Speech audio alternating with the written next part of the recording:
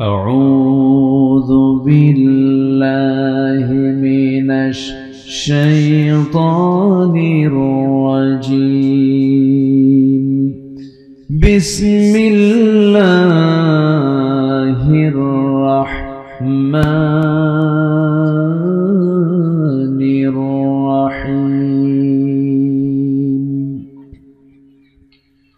شرع لكم من الدين ما وصى به نوحا والذي أوحينا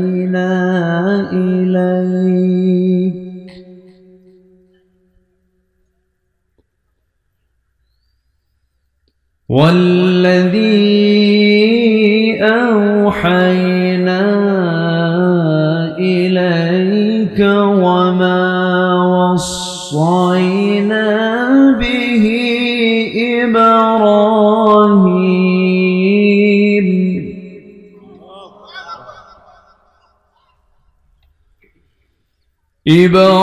إبراهيم وموسى وعيسى أن أقيموا الدين ولا تتفرقوا فيه.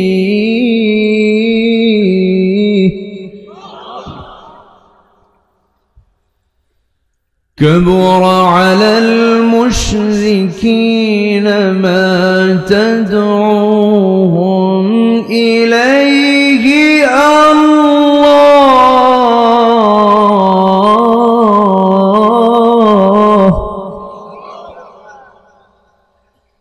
الله يجتبي إليه من يشاء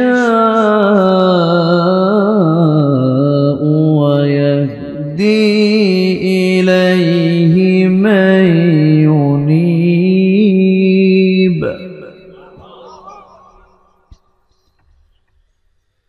الله أكبر. بسم الله الرحمن الرحيم.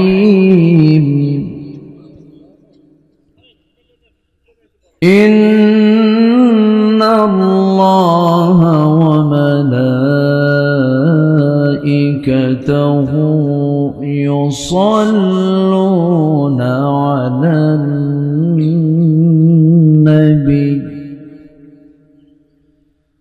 يا أيها الذين آمنوا صلوا عليه وسلموا تسليما. اللهم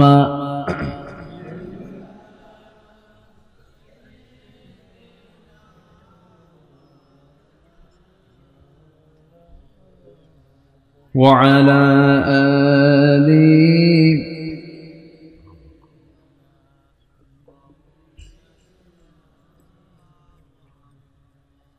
সবাই বলুন بلغ العلا بكماله كشف التجى بجماله حسنت جميع خصاله.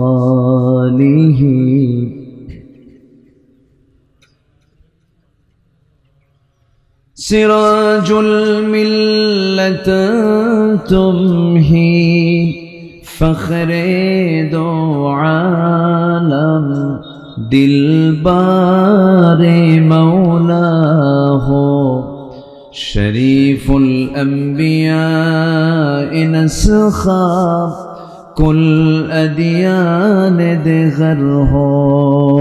بلغ العلا بكماله كشف التجى بجماله حسنت جميع خصاله.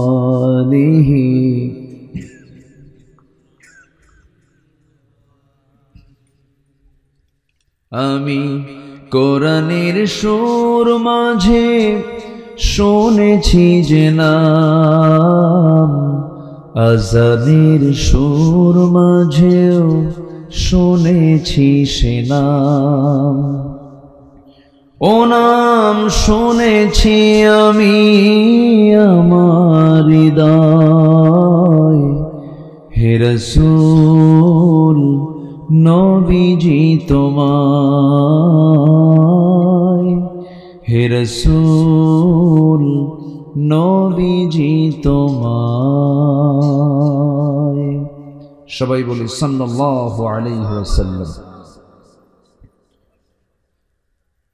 বৃহত্তর যশোর অঞ্চলের ঝিনাইদহ জেলার শৈলকুপা উপজেলার দক্ষিণ গোপালপুর ইসলামী উন্নয়ন যুব সংগঠন মাহফিল ইন্তেজামি কমিটি কর্তৃক আয়োজিত দশম বার্ষিকী তাফসীরুল কোরআন মাহফিল 2025 মহৎ আয়োজনের সম্মানিত সুযোগ্য সভাপতি জনাব এইচ.এম. দিদারুল ইসলাম মান্নানী, আজকের মাহফিলের সম্মানিত পরিচালক মাওলানা আব্দুস সালাম, আজকের এই প্রোগ্রামের বরেণ্য অতিথি আমার বাম পাশে উপবিষ্ট ঝিনাইদহের কৃতি সন্তান, ঝিনাইদহ সদর উপজেলার সাবেক উপজেলা ভাইস চেয়ারম্যান, দক্ষিণ এশিয়ার বৃহত্তম ইসলামী সংগঠন বাংলাদেশ জামাত ইসলামীর অন্যতম সিপাহসালার, আমার অত্যন্ত কাছের, আমার অগ্রজ, আমার মুরব্বী মুহতারাম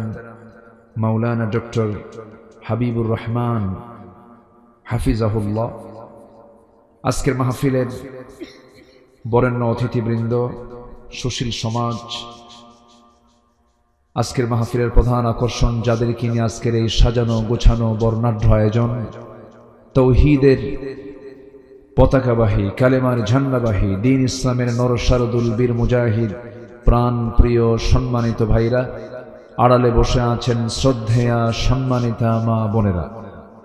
আলোচনার সূচনায় আনুষ্ঠানিকতার মধ্য দিয়ে আমার পক্ষ থেকে আবারও দিল খোলা সালাম, আসসালামু আলাইকুম ওয়া রাহমাতুল্লাহি ওয়া বারাকাতুহু।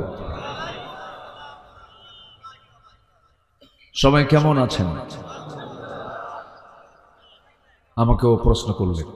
আল্লাহ তাআলা আমাকে তো আপনার সাথেই বসে রেখেছেন, বলছি আলহামদুলিল্লাহ। আমার আগে যিনি কথা বলেছেন তার কথার পরে তো আমার কোনো কথাই থাকে না। অনেক দামি কথা, যেটা আজকের সমাজের জন্য প্রয়োজন, এমন কিছু মুক্তা সদৃশ অত্যন্ত চমৎকার আদিল্লায় ভরা, দলিলে ভরা কথা তিনি উপস্থাপন করেছেন। আজ তিনি একটা কথা শুনলাম, জিহাদ হবে জায়গা দখল করার জন্য নয়, ক্ষমতায় যাওয়ার জন্য নয়, কোরআনকে প্রতিষ্ঠা করার জন্য। কথাটা কত দামি না, কত চমকপ্রদ এবং কত মূল্যবান কথা। তা আমি ওনার পরে আমি কি বলবো আমি চিন্তা করতেছি। আমাকে সময় দেবেন তো নাকি? সবাই সময় দিতে রাজি আছেন? জোরে বলি ইনশাআল্লাহ, আর জোরে বলি ইনশাআল্লাহ। এই মাহফিলটা মূলত আমার হাবিব ভাই বলার কারণে এই মাহফিলটা হয়েছে। উনি বলেছিলেন আসছি, খুশি হয়েছেন তো নাকি? আরে যে আশরাফ ভাই বসে আছেন, আশরাফ মানে কি জানেন? সবচাইতে ভদ্র, যে ইসমে তাফজিলের সিগা সবচেয়ে ভদ্র, তার নাম হল আশরাফ। বলি আলহামদুলিল্লাহ। আমার কানে কানে বলে হুজুর গজল কিন্তু শোনা দিতে হবে, এই জন্য আগেই গজল কইছি। দেখা যাক, আসুন আমরা আলোচনার দিকে যাই। আমি যেখান থেকে তেলাওয়াত দিয়ে শুরু করেছি, তেলাওয়াতকৃত সূরাটা হলো সূরাতুশ শূরা। শূরা মানে হলো পরামর্শ, আর পরামর্শের জায়গা হলো আমার দেশে একটা আছে, সেটা হলো সেন্ট্রাল পরামর্শের জায়গা, সংসদ। কি সংসদ কি এখন কার্যকর আছে? স্থায়ী সরকার না অস্থায়ী সরকার? এখন আমার দেশে চলছে সবচেয়ে বড় সংকট কিসের জানেন? গদির সংকট। এই চেয়ারের সংকট আছে না নাই বলেন তো? আচ্ছা, হঠাৎ করে সব চলে গেছে তো, ফেরেশতার মতো নিখোঁজ সব ফেরেশতা চলে গেছে। আমি ফেরেশতা কইলাম কেন? ফেরেশতাও দেখা যায় না, এদেরকেও দেখা যায় না, আর এদের দেখা যায় কোন? এই জন্য ফেরেশতা বলে ফেলছে। তো যাই হোক, এই সংকট, এই চেয়ারের যে সংকট, এখন চেয়ার কে পাবে, কে বসবে, এটার ফয়সালা মনে হয় কোরআনে নাই। একটা আয়াত আছে, যে আয়াতটাই হলো চেয়ারের আয়াত, আয়াতুল কুরসি। আয়াতুল কুরসি মানে কি বলেন? আরবিতে কুরসিয়ন মানে কি? চেয়ার। তাহলে গদির সমস্যার সমাধান কোরআনে আছে না নাই বলেন তো? আছে। তো আমি যেখান থেকে তেলাওয়াত করেছি, তেলাওয়াতকৃত সূরার যে আয়াতটা খুব মূল্যবান আয়াত, সব আয়াতই মূল্যবান। কোরআনে তো অতিরিক্ত কোনো কথা নাই।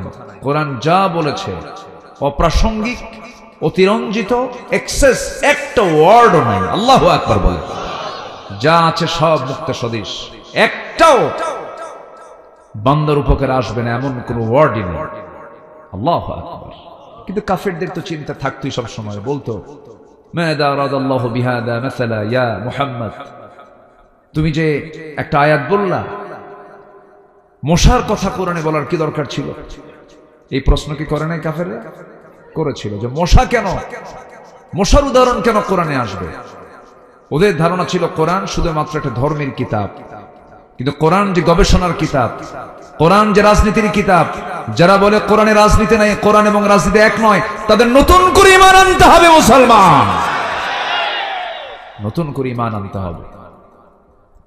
জি হাবিব ভাই, ঠিক আছে, উনি জি জি আলহামদুলিল্লাহ, দোয়া। তো আল্লাহ তাআলা কোরআনে যে মশার কথা বলেছেন, কাজে বলেছেন না অকাজে বলেছেন, অবশ্যই এর কারণ আছে না নাই বলেন তো? এই উদাহরণটা কেন দিয়েছেন? আল্লাহ রাব্বুল আলামিন বলেন, ইন্নাল্লাহা লা ইস্তাহি আন ইয়াদরিবা মাসালান মা বাউদাতান ফামা ফাওকাহা فأما الذين آمنوا فيعلمون أنه الحق من ربهم وأما الذين كفروا فيقولون ماذا أراد الله بهذا مثلا يضل به كثيرا ويهدي به كثيرا جربنا الله أكبر الله رب العالمين মশা বা তদূর্ধ্ব কোন বস্তুর দ্বারা উপমা দিতে তিনি লজ্জাবোধ করেন না। এই সমস্ত উদাহরণ দিয়ে ঈমানদারদের ঈমানটা বেড়ে যায়, পথভ্রষ্টরা পথভ্রষ্ট হয়ে যায়। আমার বন্ধুগণ, মশার উদাহরণ কেন দিয়েছেন? মশাকে দুর্বল ভাবার কোনো সুযোগ নাই। এখানে যারা বসে আছেন, আপনারা কি মশা থেকে বাঁচার জন্য মশারি টাঙান না? টাঙান কিনা বলেন? তাহলে ভয় পায় কে, মশা না মানুষ? হ্যাঁ, মশা ভয় পায় না মানুষ ভয় পায়? বড় কে, মানুষ বড় না মশা বড়? তাহলে ভয় পান কেন? কি কথা আছে না নাই বলেন? মশার কামড় থেকে বাঁচার জন্য আমরা কি করি? মশারি টাঙাই। আমার বন্ধুগণ, এই মশাকে তুচ্ছ ভাবার কোনো সুযোগ নাই, এই মশাকে দুর্বল ভাবার কোনো সুযোগ নাই। আল্লাহ রাব্বুল আলামিন মশার উদাহরণ দিয়েছেন চারটা দিক। আমি তুলে ধরি, আবার মূল আলোচনার দিকে, লাইনের দিকে আস্তে আস্তে যাচ্ছে, যেহেতু প্রসঙ্গ আসলো। আমার বন্ধুগণ, মশা যত বেশি খাবে রক্ত, তার হায়াত কমবে না বাড়বে? বাড়বে। বেশি খাইলে মশা বেশি বাঁচে না কম বাঁচে? কম খাইলেই তো বেশি বাঁচে, কম খাইলেই বেশি বাঁচে। যদি বেশি খেয়ে ফেলে একদম হিসাব ছাড়া, ওর হায়াত আরো কমে যায়, ওর বাঁচার কোনো কায়দা থাকে না। বেশি খাইছে যে, এই 16 বছর যারা ছিল দেশে, কম খাইছে না বেশি খাইছে? কম খাইছে না বেশি খাইছে? তাহলে বলুন তো, উদাহরণটা কি ঠিক আছে না? উদাহরণ ঠিক আছে কিনা বলেন? বেশি খাইছে, বেশি খাওয়ার ঠেলায় আর হজম হয় না, একদম মামু বাড়ি দিল্লি গিয়ে পড়ছে। মামু বাড়ি কোথায় গিয়ে পড়ছে? দিল্লি গিয়ে পড়ছে। বজ্র আটুনি ফসকা গেল, যত গর্জে তত বর্ষে না। কি চাপা মারলো, খালি কয় খেলা হবে। কইছে না, কইছে না? ব্যক্তিত্বহীনের ব্যক্তিত্বহীন কথা, বাজে কথা। এই ওয়ার্ড খেলা হবে, এই ল্যাঙ্গুয়েজ একটা সচেতন ব্যক্তিত্ব সম্পন্ন লোকের মুখ থেকে বের হতে পারে না। তার তো এখন খোঁজই নাই, সে তারা এখন কোন যে আসমানে আছে আল্লাহই জানে। কষ্ট পাচ্ছেন নাকি আপনারা? নাম্বার 2, শোনেন, এগুলো কথা তো আসবেই, আমরা তো আরামে ছিলাম না, বুঝেন না? কম জালাম জ্বালায় নাই তো। এই মাহফিলগুলোর কি কোনো দোষ ছিল বলেন তো? কোরআন শুনলে নাগরিক খারাপ হওয়ার কথা না ভালো হওয়ার কথা? বিড়ি খাওয়ার কথা না বিড়ি ছাড়ার কথা? বেনামাজি হওয়ার কথা নামাজি হওয়ার কথা? ওরা বাধা দিল কেন? ওরা চেয়েছিল এই দেশকে ধর্মহীন রাষ্ট্র বানানোর জন্য। শিক্ষা ব্যবস্থা তো শেষ করে দিয়েছিল। একটা একটা করে বলবো, আমি দলিল ছাড়া কোনো কথা বলবো না, সব দলিল নিয়ে কথা বলবো। জোরে বলি ইনশাআল্লাহ। আমাকে সময় দিচ্ছেন তো? শৈলকুপার মানুষ সবচাইতে এডুকেটেড, শিক্ষিত মানুষ বেশি এলাকায়, আবার কোপা কপিও বেশি। নামই তো শৈল কোপা, ঠিক আছে না? জি, অনেক শিক্ষিত মানুষ এখানে, অনেক বড় বড় অফিসার আছে, বিশেষ ক্যাডার এই এলাকায় বেশি। অনেক শিক্ষিত জন শৈলকুপায়, আমার অনেক পরিচিত জন আছে। তো যাই হোক, তাহলে 1 নাম্বার হলো মশা খায় বেশি, মরেও তাড়াতাড়ি, মরেও তাড়াতাড়ি। নাম্বার 2, মশা যে কামড় মারে, এই মশাটা পুরুষ মশা কিন্তু কামড়ায় না, কামড়ায় হলো স্ত্রী মশা। তাহলে কি পুরুষ কামড়ায় না মহিলা কামড়ায়? মহিলা না, মহিলা মশা কামড়ায়। মহিলা মা বোনরা বসে আছে, শুনলে কিন্তু খবর আছে কিন্তু। হ্যাঁ, আপনারা বউকে ভয় পান কিনা জানি না, কিন্তু আমি কিন্তু ভয় পাই। হ্যাঁ, কি সবাই একই ক্যাটাগরি? হ্যাঁ, ভয় না পেলে তো সংসার হবে না তো। আপনি যত বড় বুজুর্গ হন না কেন, বইয়ের কাছে বুজুর্গিরি খাটে না। কিছু ওয়াজ শোনাবেন, উল্টা ওয়াজ আপনারা শোনায়। তুমি শোনো, তুমি কত বড় বুজুর্গ আমার জানা আছে, বসো, ওয়াজ শেষ। মাওয়াদ্দাতান ওয়া হুয়া কি মাওয়াদ্দাতান ওয়া হুয়া রাহমা, মাওয়াদ্দাতান ওয়া রাহমা। আল্লাহ পাক স্বামী স্ত্রীর মধ্যে ভালোবাসাও রেখেছেন, রহমতও রেখেছেন। জোরে বলি সুবহানাল্লাহ। এই মোহাব্বত কে দিয়েছেন?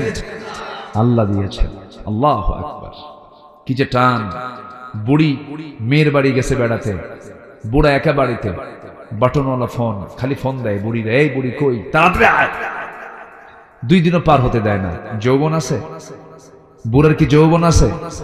কোন জৈবিক কোন চাহিদা আছে? কিন্তু বুড়িকে ডাকে কেন বারবার? এটা হচ্ছে রহমত। এটা কি বলেন? রহমত। হয় না। তো মশা কামড়াই হলো স্ত্রী মশা। আল্লাহ রাব্বুল আলামিন কোরআনে কারীমে যে উদাহরণটা দিয়েছেন স্ত্রী মশার কথাই বলেছেন, ইন্নাল্লাহা লা ইস্তাহি আন ইয়াদরিবা মাসালাম মা বাউদাতান। আলেম ওলামা যারা আছেন, বাউদাতান গোলতা শেষে আছে মুয়ান্নাস। পুরুষ মশা কামড়ালে বংশ বিস্তার হবে না, পুরুষ মশা রক্ত চুষলে বংশ বিস্তার হবে না। স্ত্রী মশায় কামড় দেয়, সেখান থেকে ডিমের জন্য প্রোটিন দরকার, তা মানুষের রক্তের মধ্যে রয়েছে। ডিমের যে প্রোটিন তা মানুষের রক্তের মধ্যে রেখে দিয়েছেন তিনি আমার কে। মানুষের রক্তের প্রোটিন থেকেই মশার বংশ বিস্তার হয়। কোথা থেকে আল্লাহ কোথায় নিয়ে গেছেন, এবং এটা বলছেন যে বাউদাতান, এবং এটা কাজ করে হলো স্ত্রী মশা। আল্লাহু আকবার বলেন। কোরআন কি মানুষের কিতাব? কেমনে হতে সম্ভব বলেন? কেমনে কেমনে কেমনে আল্লাহ পাক 1500 বছর আগে বলেন যে স্ত্রী মশা কামড়ায়? এই পৃথিবীর মানুষ কেমনে বলবে? আর কে বলে দিয়েছেন? আল্লাহ বলেছেন। নাম্বার 3 হলো মশাকে তুচ্ছ ভাবার কোনো সুযোগ নাই। মশার মধ্যে কিছু বৈশিষ্ট্য আছে যা পৃথিবীর কোনো ইঞ্জিন পারবে না। আপনি রাতের বেলা ঘুমিয়ে পড়েছেন, রাতের বেলা ঘুমানোর সময় দেখতেছেন শীতের রাত, কোথাও কোনো মশা নাই, এই ঘরে নাই, ওই ঘরে নাই, কোনো ঘরে নাই, কিন্তু মশারি ছাড়া টাঙ্গান, মশারি না টাঙ্গায় ঘুমায় পড়েছেন।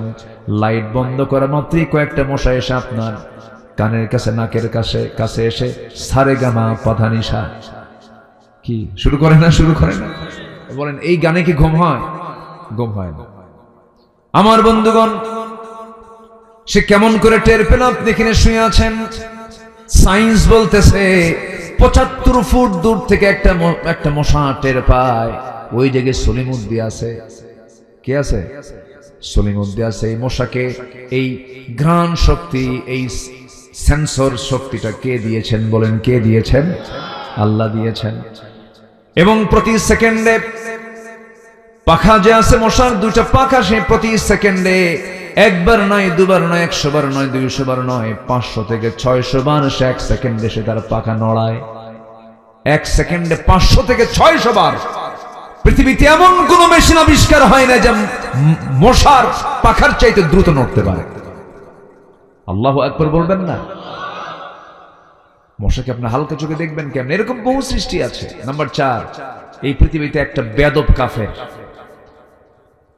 একজন বেয়াদব কাফের এই মশার কামড় খায়া ব্রেনের মধ্যে ঢুকে গেছিল, মাথার মধ্যে ঢুকে গেছিল, মারা গেছে।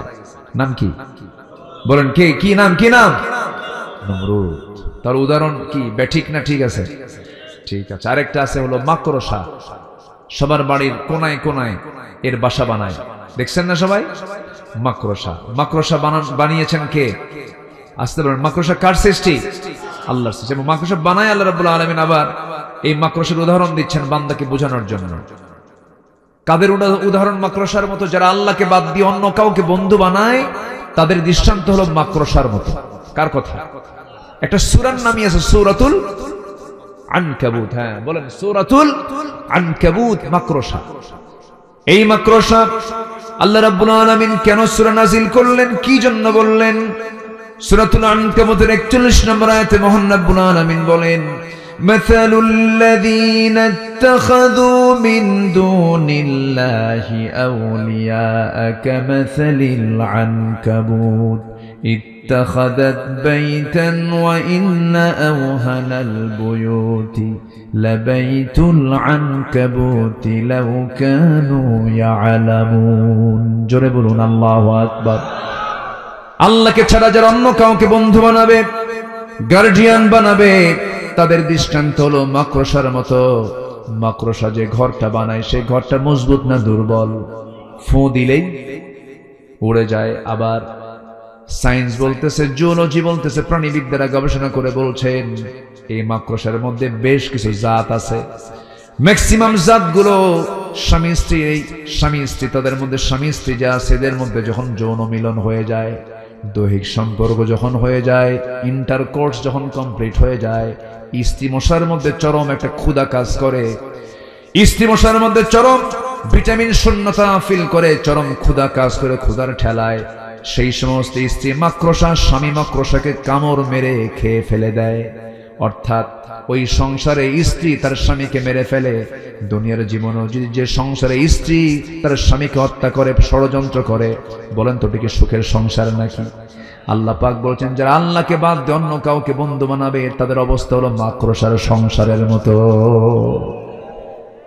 আল্লাহু আকবার। একটু জোরে বলি আল্লাহু আকবার। এরকম অসংখ্য ভরি ভরি আল্লাহ পাক যা বলেছেন বান্দার জন্য, কাজের না অকাজের? কাজের। কোরআনটাকে আমরা মানবো এক জায়গায় না সব জায়গায়? আসতে বলবেন, এক জায়গায় না সব জায়গায়? আকাশে মেঘ হয়, মেঘ কিভাবে হয় এটা মানুষ জানতো না আগে। ওয়াটার সাইকেল পানি চক্রের মধ্য দিয়ে বাষ্পীয় আকারে আল্লাহ পাক জমিন থেকে নর্দমার পানিকে ফিল্টারিং করেন, লবণ পানিকে ফিল্টারিং করে আকাশে উত্থিত করেন। তিনি আমার কে? আসতে বলবেন না, তিনি আমার কে? মেটেরোলজিক্যাল সায়েন্স, যেটাকে আবহাওয়া বিজ্ঞান বলা হয়, এটা কোরআন ১৫০০ বছর আগে বলে দিয়েছে। আল্লাহু আকবার বলবেন না?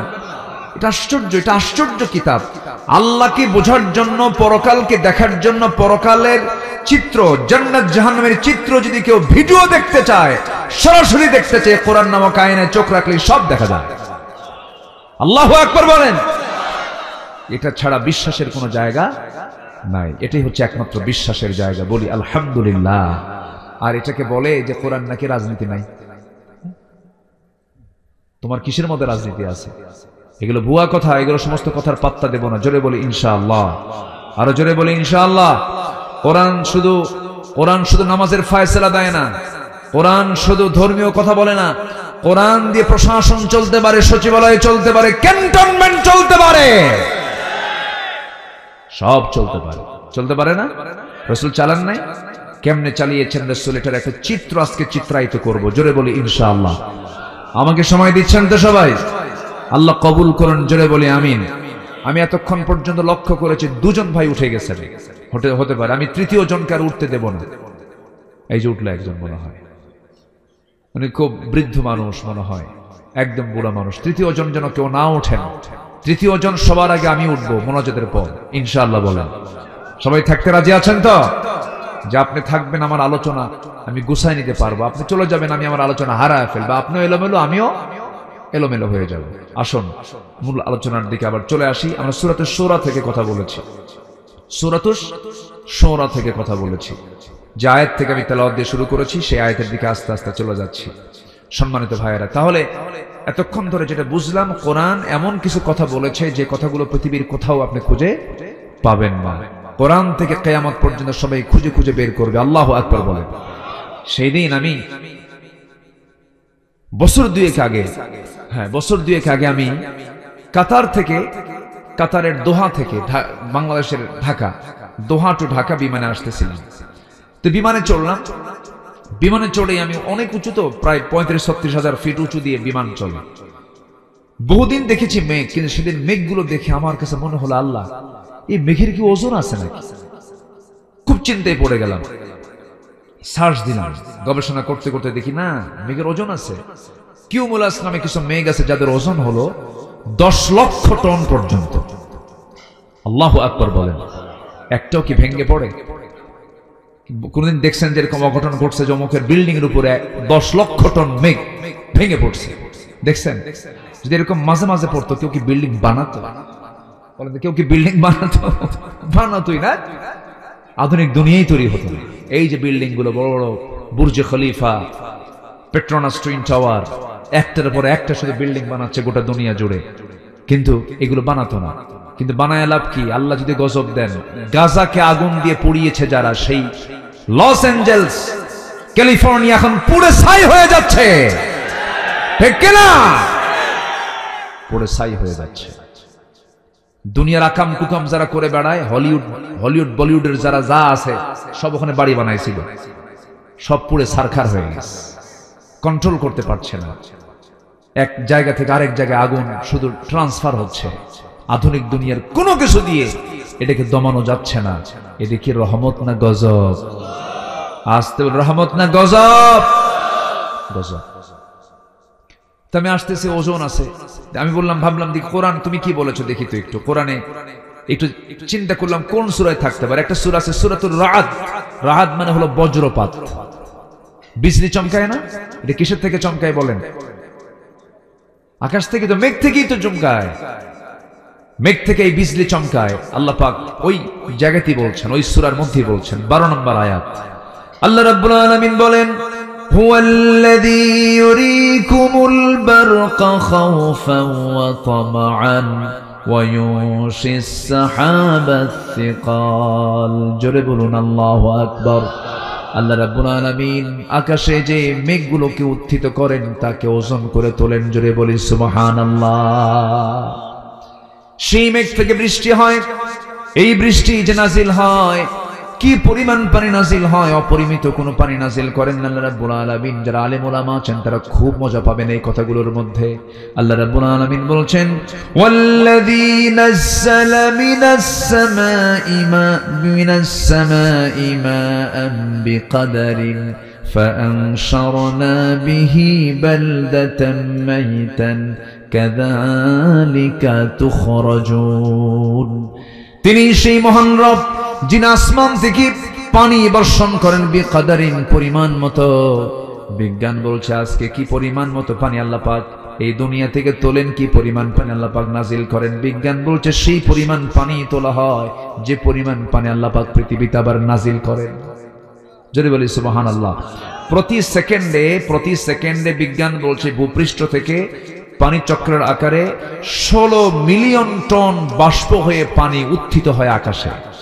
16 মিলিয়ন টন, বছরের পরিমাণ দাঁড়ায় হলো 513 ট্রিলিয়ন টন পানি আল্লাহ পাক তোলেন জমিন থেকে।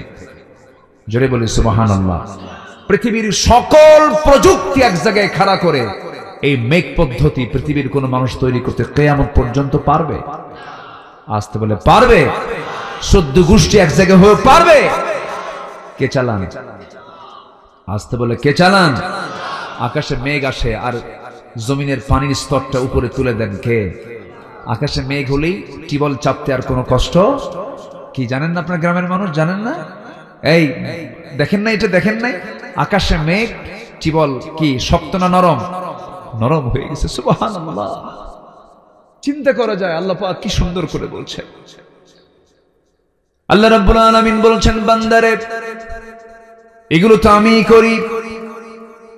একটা আয়াত আল্লাহ রাব্বুল আলামিন এই মুহূর্তে আমার মনে হচ্ছে না আল্লাহ রাব্বুল আলামিন তার অর্থ হচ্ছে, আল্লাহ রাব্বুল আলামিন বলছেন, বান্দা এই জমিনকে সিক্ত করার জন্য পানির যে স্তর, সেই পানির স্তর তাকে উপরে তুলে দিল পৃথিবীর কেউ না, একমাত্র তিনি আমার কে। কুল আরাআইতুম ইন আসবাহা মাউকুম গাওরান ফামান ইয়াতিকুম বিমাইন মাঈন। জোরে বলুন আল্লাহু আকবার, আল্লাহু আকবার, আল্লাহু আকবার। আকাশে মেঘ চিবলটা নরম হয়ে গেছে, জমিনের উপরে পানি চলে আসছে। কে করেছেন? কে করেছেন? আল্লাহ করেছেন। আপনার বাড়ির সামনে নর্দমার পানিকে ফিল্টারিং করে উপরে তুললেন, মিষ্টি পানি বানায় দিলেন। ফিল্টার দেখা যায়? আজ থেকে ফিল্টার দেখা যায়। আর বান্দা একটু না খেয়ে থাকলে, আল্লাহ তুমি আমার দেখোই না, তোমার সব কানা হয়ে গেছে। এরকম কিছু আছে না নেই বলেন? আল্লাহ সব দিয়েছেন, কোন চাহিদা আল্লাহ পাক বাদ দেননি। রিজিক শোনেন, টাকা পয়সা হাজার হাজার কোটি টাকার মালিক হলে রিজিক হয় না। তাই যদি হতো সালমানে ফরমান শীত হয়ে পড়ে আছে। আসতে কন কেন? আসতে কন কেন? টাকা থেকে বাঁচিয়েছে, টাকা থেকে হেফাজত করেছে। হাজার হাজার কোটি টাকার মালিক, হলমার্ক, শেয়ার বাজার সব লুটপাট করে শেষ করে লাভটা হলো কি শেষে? শেষে দাড়ি শুদ্ধ কাটল, তাও বাঁচতে পারলো না। হ্যাঁ না, আবার রাখছে তো, এখন আবার রাখছে। যা নাকুম আনাকুম, মাঝে মাঝে আসে, মাঝে মাঝে যায় দাড়ি। বোঝেন নাই? ধর্মের ব্যবসা আমরা করি না, ধর্মের ব্যবসায় ওরাই করে যারা প্রয়োজনে দাড়ি রাখে, তারপর দাড়ি কাটে। ঠিক কিনা? নির্বাচন আসলে মাথায় পট্টি বাঁধে, নির্বাচন গেলে কপালে গিয়ে দিল্লিতে গিয়ে তিলক লাগা। ঠিক কিনা? আমরা পৃথিবীর কারো গোলাম নই, আমরা আল্লাহর গোলাম থাকতে চাই।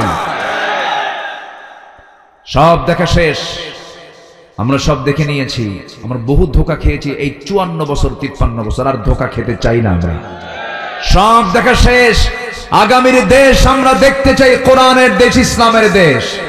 রাজি আছেন কারা কারা? হাত উঁচু করে দেখান মুসলমান।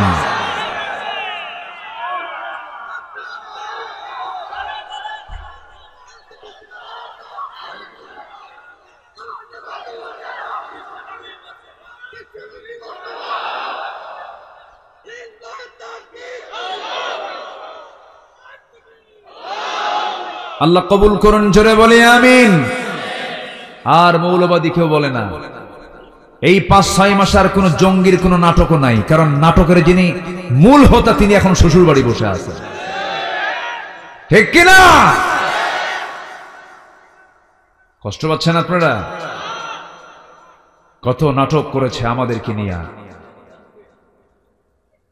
মাহফিলে বসছি, মারামারি, কোন কারণ নেই মারামারি। এই জায়গায় আমির হামজা আসতে চেয়েছিল, আর আমির হামজাকে আসতে দেয়নি। ঠিক কিনা? আপনাদের সন্তান আমির হামজা, আপনাদের সন্তান। এই কুষ্টিয়া বাড়িতে। কুষ্টিয়া কোন দিক? আমার পিছনে তো না, এখানে দিক মানে এই এলাকার পশ্চিম কোনটা? সব পশ্চিম কি 2 রকম না 1 রকম? কিন্তু আমি তো চিনতেছি না, এই জন্য বলতেছি। এটা পশ্চিম না? জি। পশ্চিম হলে তো উত্তরে কুষ্টিয়া হওয়ার কথা। জি। সম্মানিত ভাইয়েরা, হামজা আসছে গত বছর না? এটা গত বছর, তার আগের বছর, 2 বছর আগে এখানে বসে বসে খাওয়া দাওয়া করে চোখের পানি মুছতে মুছতে চলে গেছে, কথা বলতে দেয়নি। যারা কোরআনকে অচল করতে চেয়েছিল তারা আজকে অচল হয়ে গেছে। আজকে তারা অচল হয়ে গেছে। আমাকে কুষ্টিয়াতে বহুদিন ঢুকতেই দেয়নি। এই ঝিনাইদহ থেকে 1-2টা মানুষকে শহীদ করা হয়নি, মেরে ফেলে চোখ তুলে নেওয়া হয়েছে। কি ঠিক কিনা বলেন? ফলাফল কি? লাশ তো পাওয়াই যায় না, টুকরা টুকরা কইরা বাথরুমের মধ্যে ফ্ল্যাশ কইরা একদম নিশ্চিহ্ন করে দিয়েছে। ক্ষমতা কার? আসতে বলবেন না, ক্ষমতা কার? এই জন্য আমরা আশ্রয় চাইবো কার কাছে? আসতে বলবেন না, কার কাছে? আমরা জুলুমকে কখনো প্রশ্রয় দেব না। রাসূল জুলুমকে পছন্দ করতেন না। জুলুম, নবীর সামনে এক উট এসে কান্দে। কি এসে কান্দে বলেন তো? উট। বিশ্বনবী তো, উনি যা শুনতেন আমরা তা শুনতাম না, উনি যা দেখতেন আমরা তো দেখতাম না, উনি যে বুঝতেন আমরা তো বুঝতাম না। সুলাইমান পাখির ভাষা বুঝতেন, একজন নবী কার ভাষা বুঝতেন? সকল প্রাণীর ভাষা বুঝতেন। তামান নবীজি দাঁড়ায় আছেন, একটা উট এসে রাসূলের সামনে এসে কাঁদতেছে। আমার নবীজি উটের মাথায় হাত দিলেন, সান্ত্বনা দিলেন, উট থেমে গেল। বললেন, কাঁদো কেন? উট অভিযোগ দিল, ইয়া রাসূলুল্লাহ, আমার মালিক আমাকে না খায়া রাখে, আমাকে পানি দেয় না।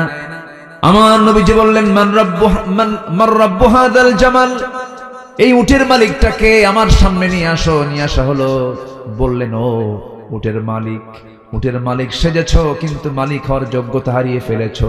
উট কেন না খেয়ে থাকে? এই রাষ্ট্রে মানুষ তো দূরের কথা, একটা উট পর্যন্ত না খেয়ে থাকতে পারে না। আল্লাহু আকবার বলেন। আমার নবীজি এটা প্রাণীর খবরও রাখতেন। সম্মানিত ভাইয়েরা, তাহলে সব তো দেখলাম, এখন আমরা দেখবো ইসলামকে। কাকে দেখবো বলেন তো? ইসলামকে। ইসলাম কার? আর বাকি যা এতদিন চলছে সব আল্লাহর না বান্দার? বলেন কার? কার বলেন? সব বান্দার বিধান দিয়ে চলেছি আমরা। এখন আমরা দেখবো এখন কার বিধান বলুন তো? আসতে বলবেন না, কার বিধান দেখবো? আর মৌলবাদী বলে না, রাজাকার শব্দ তো আর নাই মুখে, শেষ। এই গেম আর নাই, এই কার্ড শেষ, একদম শেষ। বরঞ্চ রাজাকার শব্দ ছিল ওদের কাছে একটা ব্যান্ড হওয়া শব্দ, সেটা হয়ে গেছে ব্র্যান্ড। আমি কে, তুমি কে, ঠিক আছে না? ঠিক আছে, সব বলে এটা কি ব্র্যান্ড বানায় দিয়েছে। যুবকরা, তোমরাই পারবে আগামী দেশকে গড়তে।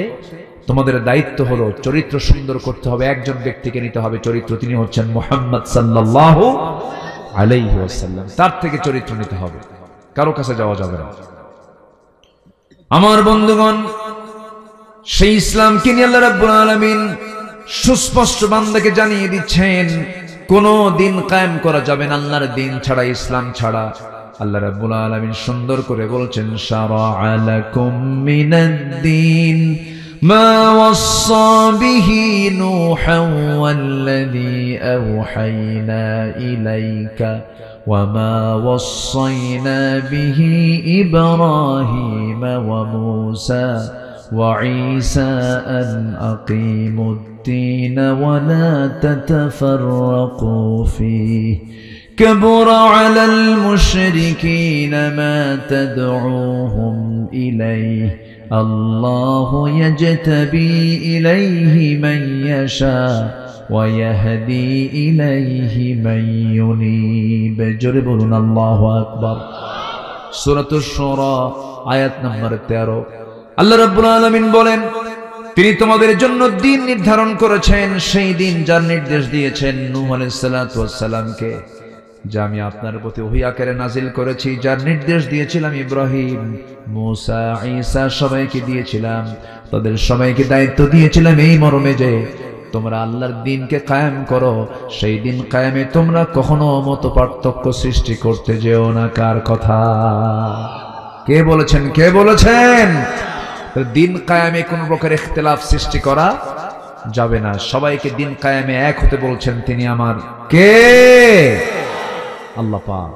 দিন কায়েম হলে পরে সুদ থাকবে না, দিন কায়েম হলে পরে জেনা থাকবে না, দিন কায়েম হলে পরে সুদের কারবার থাকবে না, জেনার কারবার থাকবে না, মদের বোতল থাকবে না। এখান থেকে মাত্র 60-70 মাইল টান দিলেই মদের ফ্যাক্টরি আছে এলাকায়। কে আছে না? নাই? কেরু এন্ড কং আছে না? হ্যাঁ, সেই মদের টাকার ইনকামও কিন্তু আমরা খাই। আপনি কোথায় যাবেন? ইসলাম কায়েম না হলে আমরা কেউ হারাম থেকে মুক্ত হতে পারবো না। সেই দিন আমরা হারাম থেকে মুক্ত হতে পারবো যেদিন সুদ প্রথা বন্ধ হয়ে যাকাত প্রথা চালু হয়ে যাবে। আমরা সুদ চাই না যাকাত চাই? সুদের অর্থনীতি না যাকাতের অর্থনীতি? যাকাতের অর্থনীতি যদি চালু হয় সকল সংকট দূর করে দিবেন তিনি আমার কে? আল্লাহ পাক। সম্মানিত ভাই, আপনাদের সামনে তো কথা বলা খুব মুশকিল, আপনাদের ভাষাগুলো খুব সুন্দর, বলি আলহামদুলিল্লাহ।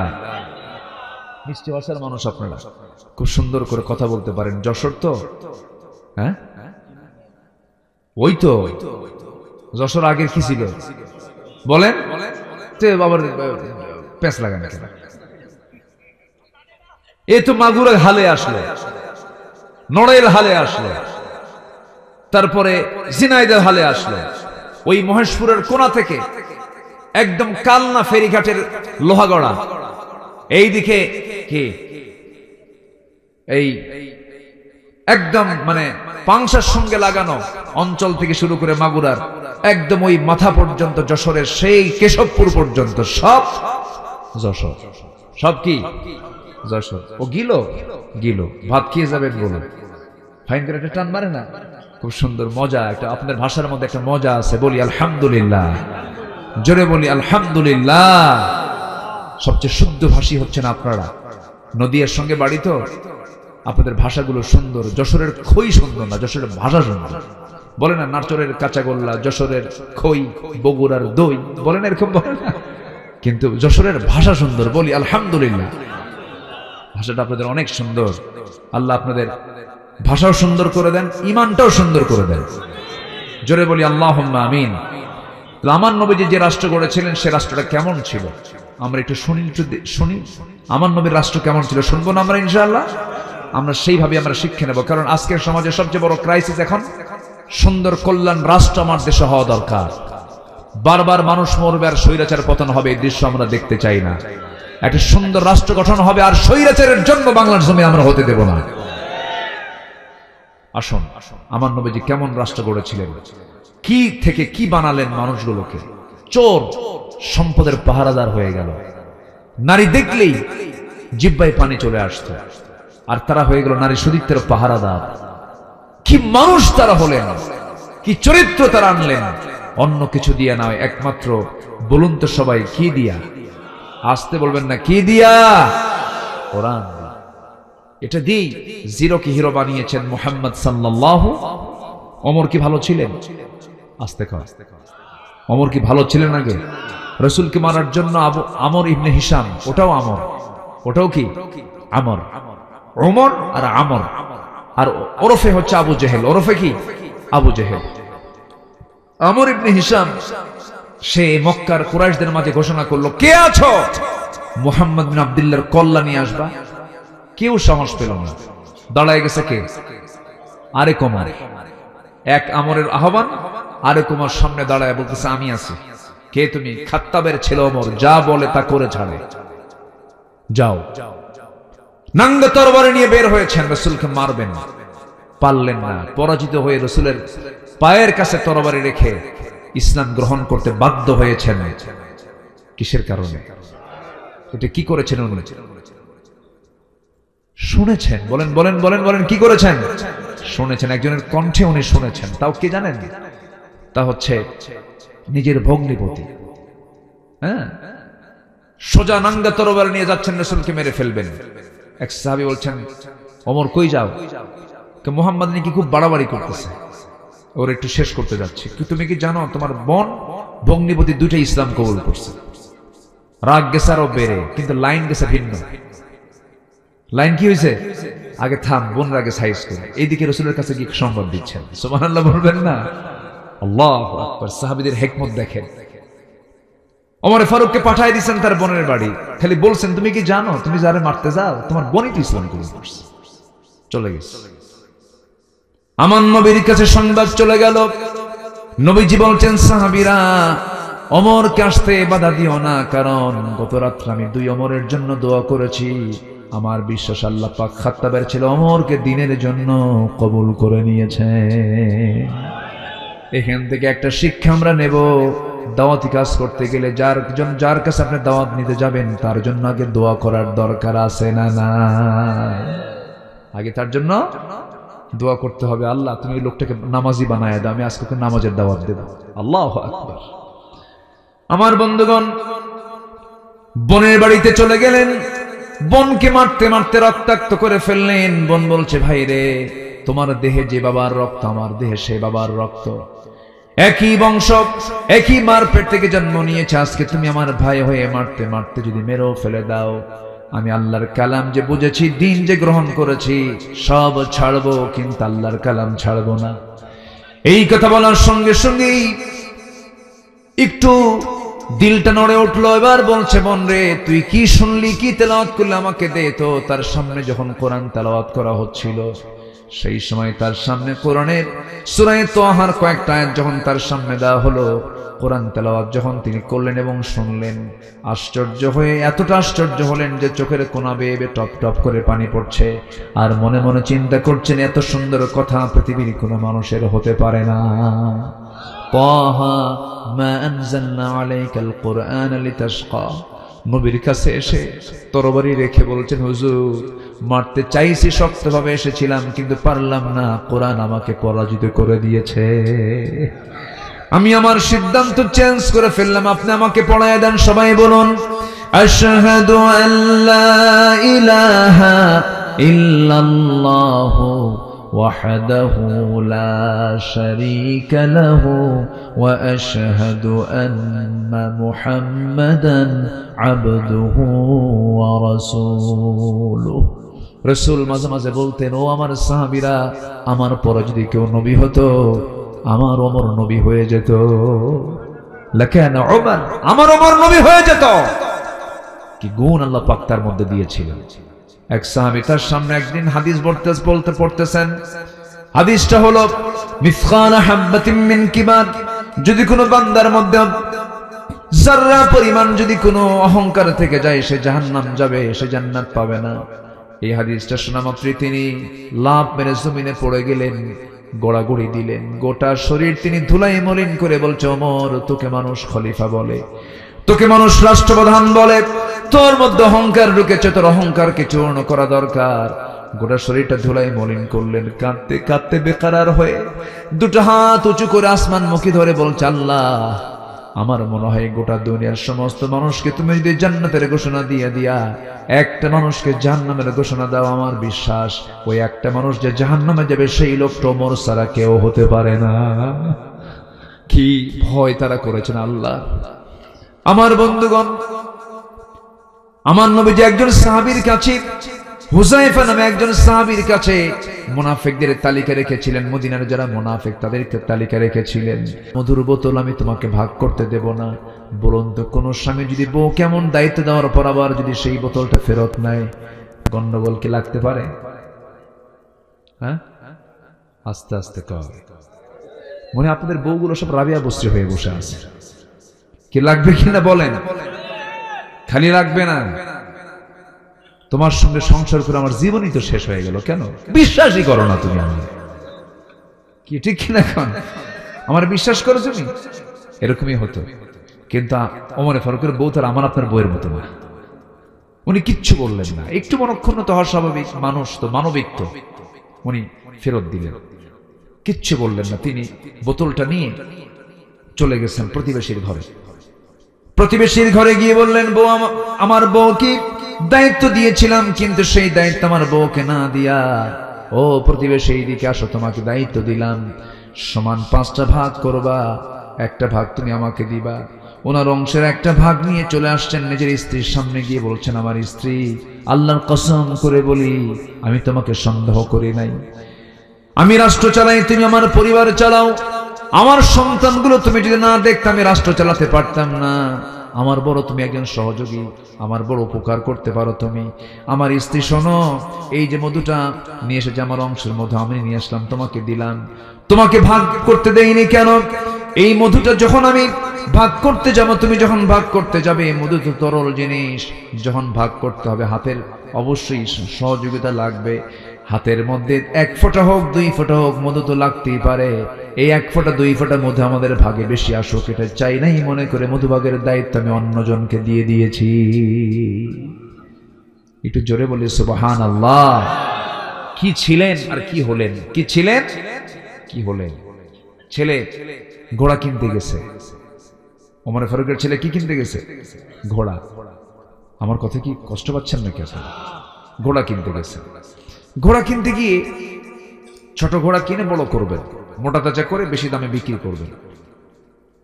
ঘোড়া কিনে এনে খাওয়াবেন কি? ওমর ফারুক যেই বাড়িতে থাকেন সেই বাড়ির জায়গাটা হলো রাষ্ট্রের জায়গা।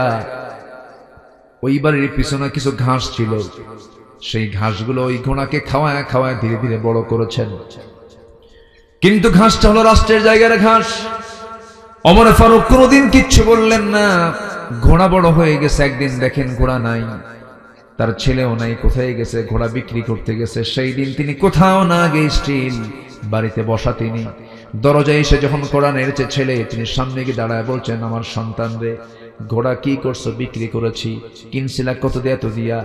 বিক্রি করছে কত দিয়ে? এত দিয়া। লাভ হয়েছে কত? এত টাকা লাভ হয়েছে। ওমর ফারুক বলছেন, আমার সন্তান মন খারাপ করো না, যে দামে কিনেছ এবং যে দামে বিক্রি করেছ, মাঝখানের যে লভ্যাংশ, এই লভ্যাংশ তুমি নিতে পারবা না। এই লভ্যাংশ রাষ্ট্রের কোষাগারে জমা দিতে হবে, কারণ ঘোড়া তোমার হতে পারে কিন্তু ঘাস হলো রাষ্ট্রের জায়গার ঘাস। আল্লাহু আকবার বলেন, আল্লাহু আকবার। রাষ্ট্রের জায়গার ঘাস খেয়ে আর সেই ঘোড়ার লাভ তুমি নিবা, এটা হতে পারে না। রাষ্ট্র এটার লাভ পাবে, তুমি মূলটার দাম নাও। সুবহানাল্লাহ বলবেন না? জোরে বলি সুবহানাল্লাহ। সাইয়েদনা আবু বকর রাদিয়াল্লাহু তাআলা আনহু যখন রাতের বেলা জনগণকে দেখতে নামতেন খালি পায়ে, কি পায়ে? খালি পায়ে হাঁটতেন। একদিন ওমর ফারুক বললেন, আপনি খালি পায়ে হাঁটেন কেন? আপনার পা তো পাথর দিয়ে ফেটে যাবে, চামড়া ফেটে রক্ত বের হবে। সাইয়েদনা ওমর ফারুক বলেন, আপনার পা তো ফেটে যাবে। সাইয়েদনা আবু বকর বলেন, আমার ভাই ওমর, তুমি আমার দিকে মায়া দেখাচ্ছ, মোহাব্বত দেখাচ্ছ, তোমাকে ধন্যবাদ জানাই, তবে একটা কথা জেনে রেখে দিও ওমর রে, আমি যদি খড়ম জুতা পায়ে দিয়ে যদি রাস্তায় হাঁটি রাতের বেলা, জুতার সঙ্গে পাথরের একটা ঘর্ষণ হবে, আওয়াজ হবে। এই আওয়াজে যদি আমার দেশের নাগরিকের যদি ঘুমের ব্যাঘাত হয়ে যায়, কিয়ামতের দিন আমি আবু বকর আসামির কান গড়ায় দাঁড়িয়ে তার জবাব দিতে হবে। আল্লাহু আকবার বলবেন না? নাগরিকের ঘুমের যেন কষ্ট না হয়। একজন রাষ্ট্রপতি খালি পায়ে হাঁটতেছে, কি পায়ে? খালি পায়ে হাঁটে। আর আমার দেশের রাষ্ট্রপতি কোথাও আসলে আগের দিন পরের দিন রাস্তা বন্ধ। ওগুলো নেতৃত্ব আমার গুণী না। আসতে কন কেন? আসতে কন কেন? নেতা আসবেন, সামনে 50টা গাড়ি, পিছনে 50টা গাড়ি, দরকার নাই এগুলো আমাদের। আল্লাহু আকবার বলেন। মিশে যেতে হবে। আধুনিক দুনিয়াতেও কিছু রাষ্ট্রপ্রধান ছিল, আমি নিজের চোখে দেখেছি। মালয়েশিয়ার প্রধানমন্ত্রী মাহাথির মোহাম্মদ, আমার কেএলএ সফর ছিল কুয়ালালামপুরে। আমি একটা শপিং এ ভিতরে ঢুকলাম, দেখি যে ঢুকেই দেখি মাহাথির মোহাম্মদ বুড়া মানুষ শপিং করতেছে একা একা, আগেও কেউ নাই পরেও কেউ নাই, একা একা। 50টা গাড়ি সামনে পিছনে 50টা। এত ভয় কেন? মালাকুল মউত কি তোমার সামনে আসবে না? এত ভয় কেন? কি রাগ করতেছেন নাকি আপনারা? শাসক আর জনগণ মিশে যেতে হবে। কি হতে হবে? মিশে যেতে হবে। সাইয়েদনা আবু বকর যেদিন খেলাফতের দায়িত্ব পেলেন, তার ঘরের সঙ্গে একটা ঘর ছিল, প্রতিবেশী তো, ওয়াতিদাল কুরবা হাক্কাহু, তো প্রতিবেশীকে উনি পেয়েছেন। যে প্রতিবেশী, সেই প্রতিবেশীর মূল মুরব্বী বেঁচে নাই, বুড়া মানুষ, এবং তার কোনো ছেলে মেয়েও ছিল না, শুধু একটা বুড়ি মহিলা ছিলেন ওই বাড়ির, একজন বুড়ি মহিলা, ও ছাড়া কেউ নাই ওই বাড়িতে। সাইয়েদনা আবু বকর রাদিয়াল্লাহু তাআলা খেলাফতের দায়িত্ব পাওয়ার পরেও তিনি প্রত্যেক রাত্রে ওনার বাড়িতে গিয়ে ওই মহিলার খেদমত করে আসতেন। সাইয়েদনা ওমর ফারুক একদিন গেলেন ওই মহিলার খেদমত করার জন্য। ভিতর থেকে মহিলা জবাব দিচ্ছে, খেদমত করার কোনো প্রয়োজন নাই, কারণ একজন খাদেম আমার খেদমত করে গেছে। তিনি মনে মনে চিন্তা করলেন, এই মদিনার ভিতরে কোন যুবক তেমন কাজ করে দেখি তো। 2-3 রাত ধরে ওই মানুষকে ধরার জন্য চেষ্টা করছেন, পারলেন না। শেষ রাত্রিতে দেখেন কে যেন ঘরের মধ্যে ঢুকলো, বুড়ি লুকায়া চুরায়া খালি পায়ে ঢুকে গেছে। তিনি দরজায় আড়াল হয়ে দাঁড়িয়ে আছেন। যখন বের হয়েছে, চট করে পিছন দিক থেকে তার ডান হাতটা চেপে ধরে দেখে কেউ না, প্রথম খলিফা আবু বকর সামনে দাঁড়ায় আছে। ওমর ফারুককে দেখে বলছেন, ওমর তুমি এই জায়গায় কেন? তিনিও বলছেন, আপনি এই জায়গায় কেন? আপনি রাষ্ট্রপ্রধান, দিনের সারাদিন কাজ করেছেন, আবার রাতের বেলা জেগে জেগে এই সমস্ত কাজগুলো করছেন, আমাদের কি কিছু কাজ করতে দিবেন না? আবু বকর বলছেন, ভাই ওমর রে, হাসরের ময়দানে আমার আমলনামা তোমার কিন্তু পিঠে যাবে না। আমার প্রতিবেশীর কাজ আমাকে করতে হবে। আমার বন্ধুগণ, 2টা বছর টানা ওই মহিলার খেদমত করে খেলাফতের দায়িত্ব পালন করে তিনি দুনিয়া থেকে বিদায় নিয়েছেন। দ্বিতীয় খলিফাতে যেদিন দায়িত্ব পালন শুরু করেছেন, সেই দিন তার উপর ওই দায়িত্ব চেপে আসলো। ওই মহিলার ঘরের মধ্যে ঢুকলেন, ওই মহিলার খেদমত করলেন, কাপড় চোপড় সব কমপ্লিট করে দিলেন। এরপরে রান্না বান্না সবকিছু আয়োজন, খাবার দাবার সব আয়োজন সম্পন্ন করে পরিষ্কার করে ঘর থেকে বের হয়েছেন। বুড়ি মহিলা খাবার জন্য যখন বসেছেন, আরবের প্রধান খাদ্য হলো খেজুর। খেজুর যখন মুখের মধ্যে নিয়েছেন, কামড় মেরেছেন, বিচি, খেজুরের মধ্যে বিচি। এই বিচিটা দেখা মাত্রই ওই মহিলা হাওমাও করে কেঁদে কেঁদে বলতেছে, বুঝতে পেরেছি আমার আসল খাদেম আবু বকর আর দুনিয়াতে নাই। কারণ আমার আবু বকর যখন আমার খেদমত করতে আসতো, সে শুধু খেজুরগুলো ধুতুই না, বিচিগুলো খুলে খুলে আমার সামনে সব হাজির করে দিত, যেন খেতে কষ্ট না হয়। জোরে বলি আল্লাহু আকবার, আরো জোরে আল্লাহু আকবার। আমার বন্ধুগণ, এটাই হলো একটি কল্যাণ রাষ্ট্রের রাষ্ট্রপ্রধানদের চরিত্র।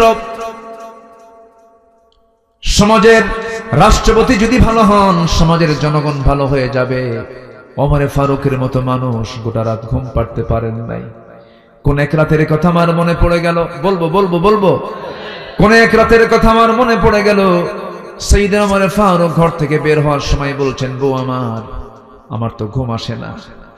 আমাকে জনগণ এমন একটা দায়িত্ব দিয়েছে, এই দায়িত্ব আমার ঘুমটাকে হারাম করে দিয়েছে, আমি ঘুমাতে পারি না।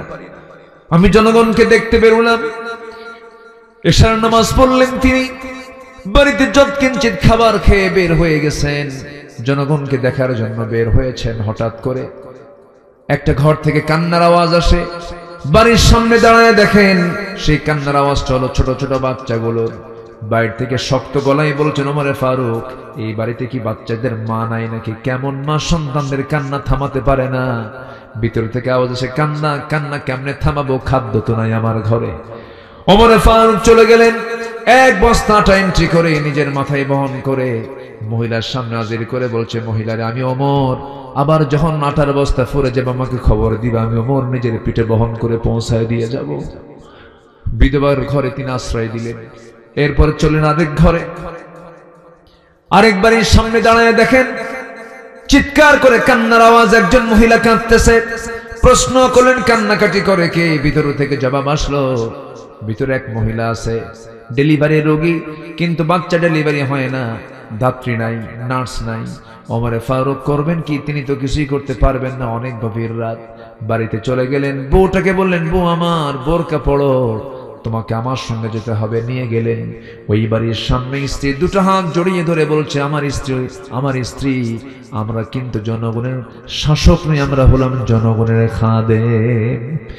এই যে ঘরের মধ্যে একজন মহিলা নার্সের অভাবে যদি আজকে তার ইন্তেকাল হয়ে যায় অথবা সন্তান মারা যায়, কিয়ামতের দিন আমি ওমর, আমাকে খুনির কাতারে দাঁড় হতে হবে, তাড়াতাড়ি ভিতরে ঢুকে পড়ো।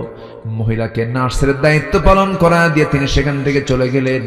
আর একবারের সামনে গিয়ে হাঁটতেছেন লাঠি নিয়া, গুনগুন গুনগুন গুনগুন করা কিছু আওয়াজ নবী ওমরে ফারুকের কানে চলে এলো। মনে মনে চিন্তা করছেন, এই আওয়াজটা কোন ঘর থেকে আসে? সেই ঘরের দিকে চলে গেলেন, কিন্তু আওয়াজটা কোনো পুরুষ গলায় নয়, মেয়েদের একটা মেয়ে কণ্ঠের গলায় গুনগুন গুনগুন করে বিরহের আওয়াজ যখন তার কানে ভাসতেছিল, সঙ্গে সঙ্গে ওমরে ফারুক খেপে গিয়ে রেগে গিয়ে বলছেন, ইসলামী জনপদে কে গুনগুন করে গান গায়? এত বড় সংস্কার! গান বন্ধ হয়ে গেছে। দরজায় নক করলেন, দরজা খোলে না। দরজার পিছন দিকে চলে গেছেন, টান মেরে দরজার পিছন দিকে চলে গিয়ে বেড়াটা ভাঙলেন। খেজুর পাতার বানানো বেড়ার ঘর। ঘরের মধ্যে ঢুকিয়ে দেখেন একজন মহিলা, সামনে প্রদীপ জ্বালানো, মাথায় কাপড় দিয়ে পর্দার নিয়ম রক্ষা করে সামনে দাঁড়ায় আছে। ওমরে ফারুক বলছেন, মহিলা, তুমি কি জানো না এটা ইসলামী জনপদ, এখানে গান গাও কেন?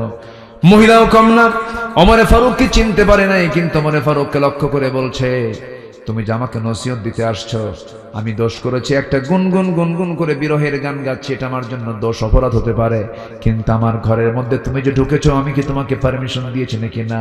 সালাম দিয়েছো নাকি না? বেড়া ভাঙছো কেন? এই যে ভুলগুলো করেছো, আমার কাছে মনে হচ্ছে তুমি আমার কাছে এসে এ পর্যন্ত চারটা বড় বড় দোষ করেছো, আমি তোমাকে ছাড়বো না। ওমর ফারুক বলছেন আমি কি দোষ করলাম বলো? নাম্বার 1 সালাম দেন নাই, নাম্বার 2 আপনি অনুমতি নেন নাই, নাম্বার 3 আপনি বেড়া ভেঙেছেন, ঘরের সমস্ত সম্পত্তিগুলো আপনি আমার সামানটা ভেঙেছেন, নাম্বার 4 হলো আপনি একজন পরনারী, আপনি একজন পরপুরুষ, আমার সামনে দাঁড়িয়ে দাঁড়িয়ে কথা বলছেন, যদিও আমি পোশাক সংযত রেখেছি কিন্তু পর্দার তো খেলাফ হয়ে যাচ্ছে, এই কয়েকটা ভুলের জন্য আমি আপনাকে ছাড়বো না, কি করবা বলো? মহিলা বলছে কালকে সকাল হওয়ার সঙ্গে সঙ্গে, সূর্যোদয় হওয়ার সঙ্গে সঙ্গে আমি তোমার বিরুদ্ধে ওমর ফারুকের আদালতে গিয়ে আমি তোমার বিরুদ্ধে মানহানির মামলা দেব। কার সামনে কয়? আস্তে কয়, কার সামনে বলতেছে? সাইয়েদনা ওমর ফারুক বলছেন তুমি কার কথা বললে? ওমরের কথা। ওমর লোকটা কেমন? মহিলা বলতেছে আমার জানা মতে এই দুনিয়াতে একজন সৎ শাসক আছেন, অত্যন্ত ভালো মানুষ, তার নাম হচ্ছে ওমর। ওমর ফারুক এবার বলছেন আমার তো জানা মতে, আমি জানি, আমি তো বুঝি ওমর লোকটা ভালো না। নিজের কথা কি ভালো বলা যায়?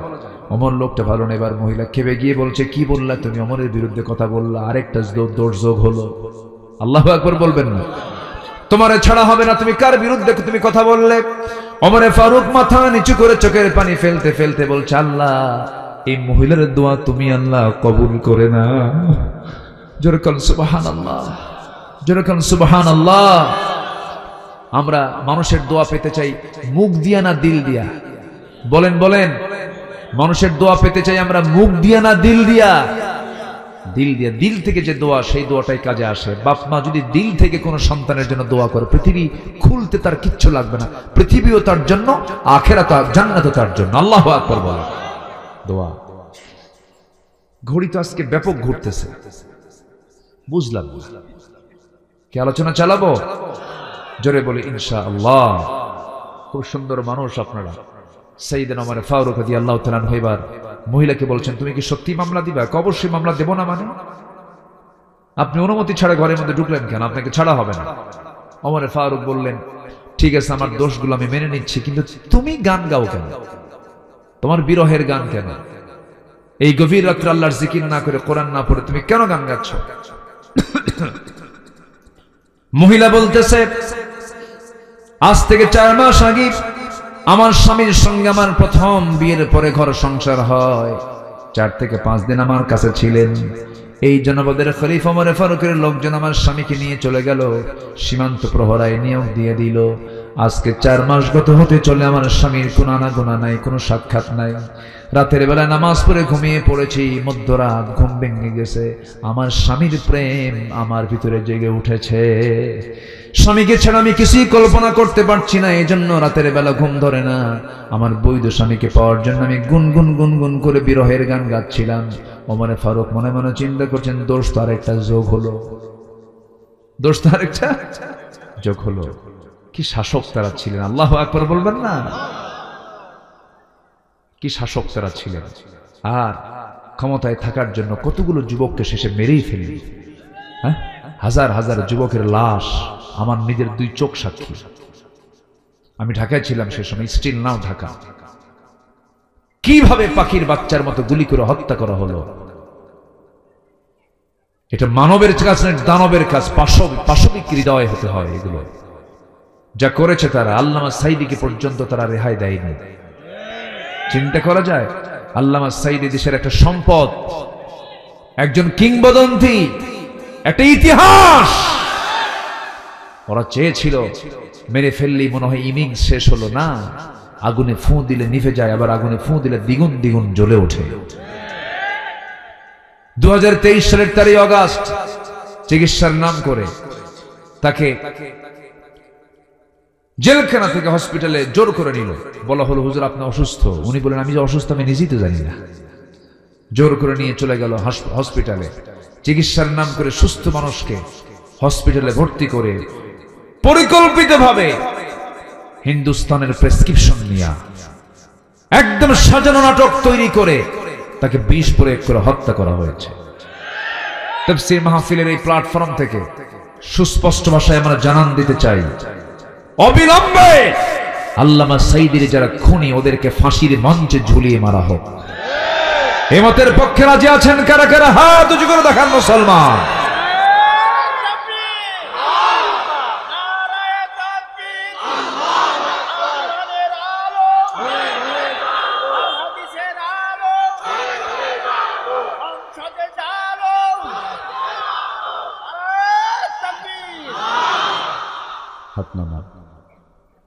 শেষ করে দিই।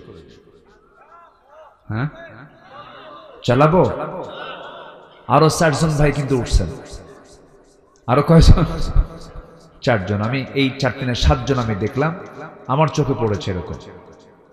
বসেন, আমি খুব বেশি সময় নেব না। আমি ছেঁচড়া হুজুর না, ছেঁচড়া হুজুর বুঝলেন তো? আমি এরকম টাইম নেব না, আমি শেষ করে দেব। একটা পয়েন্ট ধরেছি তো। দিন কোনোটাই থাকবে না, দিন বিজয়ী হবে। কার দিন? আসতে বলবেন না, কার দিন? কোন বাবার নয়, কোন স্বামীরও নয়, কোন নেতার নয়। আমরা একমাত্র কার দিন চাই? আল্লাহর দিন আমরা চাই। আমরা আল্লাহর বান্দা, আমরা আল্লাহর দিন চাই। সোজা কথা, সোজা দৌড়, ঠিক কিনা? জান্নাতের রাস্তাকে আঁকা বাঁকা না সোজা? ওয়া ইন্না হাদা সিরাতি মুস্তাকিমা ইহদিনাস সিরাতাল মুস্তাকিম। আমার রাসূল তার রাষ্ট্রে 12টা বিষয় তিনি প্রতিষ্ঠা করেছিলেন। 1 নাম্বার হলো তাওহীদকে তিনি প্রতিষ্ঠা করেছেন। কি বলেন তো? তাওহীদ। নবীজি রুকুতে যান, তাওহীদের প্রকাশ করছেন, আমি কারো ইবাদত করি না, কারকে ছাড়া। আমার নবীজি রুকুতে চলে গেছেন। অথবা সাইবা, মুগিরা সবাই করলো কি জানেন? এতগুলো উটের পচা নারী ভুঁড়ি, উটের পচা নারী ভুঁড়ি কি কোনো ব্যক্তিত্ব সম্পন্ন লোক হাতে নিতে পারে? পচা লোকই তো নেই। পচা নারী ভুঁড়ি সব তুলে এনে আমার নবীর কাঁধের উপরে ফেলে দিচ্ছে। নবীজির সেজদায়, রুকুতে তখন তিনি হামাগুড়ি দিয়ে সেজদায় চলে গেলেন, পারলেন না। সবাই হেয় করে, ঠাট্টা করে, দেখ মুহাম্মদ রে, দেখ পচা নারী ভুঁড়ি দিয়ে আমরা চাপায়া দিয়েছি, দেখ ওর রব ওকে কিছুই কয় না, ওর সাহায্য করে না, এরকম করে হেয় করছিল। আমার নবীর পাশে কেউ নাই। আমার নবীর কলিজার টুকরা মেয়ে ফাতিমা এসে সেই পচা আবর্জনা গুলো, পচা সেই পেটের সেই নারী ভুঁড়িগুলো টান মারলেন, রাসূলকে তুলে নিলেন। আমার নবীজি বলছেন, ফাতিমা আমি আজকে একটা দোয়া করব, সেই দোয়ার মধ্যে কোনো রহমত থাকবে না, সেই দোয়া হবে বদদোয়া। আমার নবীজি সেই দিন কাট্টা কাট্টা 7 জন কাফেরের বিরুদ্ধে রাসূল দোয়া করেছেন। রাসূল সহজে বদদোয়া দেন। এর মধ্যে 1 নাম্বার হলো আমর ইবনে হিশাম, আবু জেহেল। 1 নাম্বার কে? আবু জেহেল। নাম্বার 2 হলো উতবা। নাম্বার 3 হলো শাইবা। নাম্বার 4 হলো ওয়ালিদ। নাম্বার 5 হলো উমাইয়া ইবনে খালফ। নাম্বার 6 হলো উকবা। নাম্বার 7 হলো উমারা। এই 7 জন ব্যক্তির বিরুদ্ধে রাসূল হাত তুলে বলছেন, আল্লাহ এই কয়েকটার উপরে তোমার লানত পড়ুক। বলতে দেরি হয়েছে, বেশি দিন যায় নাই, বদর যুদ্ধের দিন এই 7টা কাফের একসঙ্গে বদর কুয়ার মধ্যে মরছে। কি ঠিক কিনা? আলেমদের বদদোয়া নিও না। আলেমদের বদদোয়া নিয়েছে ওরা, ধ্বংস হয়েছে ওরা, ঠিক কিনা? আলেমদের চোখের পানি বড় বিষাক্ত। আল্লাহু আকবার। যা হয়েছে, আমরা যা হারিয়েছি, এটা আমরা আর ফিরে পাবো না। আল্লাহ তুমি এই রক্তগুলোকে তুমি আল্লাহ দ্বীনের জন্য কবুল করে নাও। জোরে বলি আমিন, আরো জোরে আমিন। ভাইরে, জীবন দেওয়া এত সহজ না, জীবন দেওয়া কঠিন, ফতুয়া দেওয়া সহজ। আমার দেশে ফতুয়া দেওয়ার মতো কিছু মুফতি আছে না নাই বলেন তো? খালি হারাম কয়, এটা হারাম, ওটা হারাম, এটা হারাম, এটা না জায়েজ, এটা হারাম। আমার মনে হয় ওদের একটা কিতাবের নামই আছে কিতাবুল হারাম। কিতাবুল কি? হারাম। আবু সাইদরা জীবন দেয়। হ্যাঁ, রংপুরের আবু সাইদের নাম শোনেন নাই? আবু সাইদরা জীবন দেয়, এগুলো নাম মনে রাখা দরকার তো। মুগ্ধরা জীবন দেয়, রাজপথে হাত টান করে বুক পেতে রাখে বন্দুকের সামনে, মারা যায়। কয় যে ওরা তো শহীদ হয় নাই, এমনি আন্দোলন করতে গিয়ে মারা গেছে, ওকে শহীদ বলা যাবে না। তুই কোন কচু? তুমি কোন কচু হয়েছ? দেশের 20 কোটি মানুষের জুলুম থেকে বাঁচানোর জন্য যারা চেষ্টা করছে, ওরা যদি ইমানি হালত না থাকে, শহীদের দাম আছে না নাই বলেন তো? শহীদের মর্যাদা আছে না নাই? ওয়া ইম্মাতা আলা ফিরাশিহি, যদি কোনো ইমানদার যদি বাড়িতে বিছানায় মারা যায়, শাহাদাতের তামান্না থাকলে সে শহীদ। শুক্রবারে মারা গেলে শহীদ, আগুনে পুড়ে মারা গেলে শহীদ, বিদ্যুৎ স্পৃষ্ট হয়ে মারা গেলে শহীদ, পানিতে ডুবে মারা গেলে শহীদ, পেটের পীড়ায় মারা গেলে শহীদ। এগুলো হাদিসগুলো আরো পড়ে না? বেকুব, এগুলো বেকুব। জীবন দেওয়া তো সহজ নয়। যত রক্ত লাগে দেব, প্রয়োজনে লোক পাঠাবো, আমি যাবো। কি এই কিসিমের লোক কম না বেশি বলেন তো? কম না বেশি? বন্দুকের নলের সামনে দাঁড়ায় থাকে এত সস্তা নয়, বড় কঠিন কাজ এটা। আল্লাহ তুমি তাদের এই ত্যাগকে, স্যাক্রিফাইসকে তুমি আল্লাহ দ্বীনের জন্য কবুল করে নাও। জোরে বলি আল্লাহুম্মা আমিন। ওরা যদি পালাতো, যদি না জীবন দিত, ওরা যদি পালাতো, আজকে কই যেতেন আপনি? আজকে মাহফিল হতো এটা? হ্যাঁ বলেন, হতো? হতো তাহলে? হ্যাঁ হ্যাঁ, এই তো জুতার তলা ক্ষয় হয়ে শেষ, জুতার তলাও ক্ষয় হয়ে শেষ হয়ে যেত। এই হচ্ছে অবস্থা। আল্লাহ তুমি একটা অনুকূল পরিবেশ দিয়েছ, সামনে আমরা কোরআনের দৃশ্য দেখতে চাই। জোরে বলি ইনশাআল্লাহ। 1 নম্বর তাওহীদকে রাসূল প্রতিষ্ঠা করেছেন, আল্লাহু আকবার বলেন। নাম্বার 2, হিংসা দূর করেছেন। কি দূর করেছেন? হিংসা। সমাজে হিংসা আছে না নাই? আমার দেশে কি মানে মানবতার আবাদ না হিংসার আবাদ? খালি হিংসা। জমি কেনা একজন, ঘুম হয় না আরেকজনের।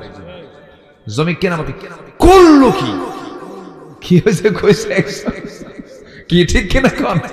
জমি কেনে একজন আর মাথায় থাপড়ায় আরেকজন। হাই রে, হলোটা কি? হিংসা। একজনের ছেলে ভালো একটা চাকরি পাইছে, হাই রে হাই রে হাই রে, ও আলহামদুলিল্লাহ কবে কখন লা হাওলা ওয়ালা কুওয়াতা ইল্লা বিল্লাহ। আছে না নাই বলেন তো? আছে না নাই? যখন এরকম মনে হবে আপনার ভিতরে, তখন ভাববেন যে আপনার ঈমান ক্যান্সার আক্রান্ত হইয়া গিয়েছে, ঠিক কি না? তাহলে ঈমানের ক্যান্সার হলো হিংসা। ঈমানের ক্যান্সার কি? ঈমানের ক্যান্সার হলো অহংকার। ঈমানের ক্যান্সার কি? অহংকার। এগুলো থাকা যাবে না। আমার নবীজি শোনেন, এগুলো আসে কিন্তু আসতে দেওয়া যাবে না, আসতে দেওয়া যাবে না। আমার নবীজির সময় হুনাইনের একটা যুদ্ধ হয়েছিল। কিসের যুদ্ধ বলেন তো? হুনাইন যুদ্ধ।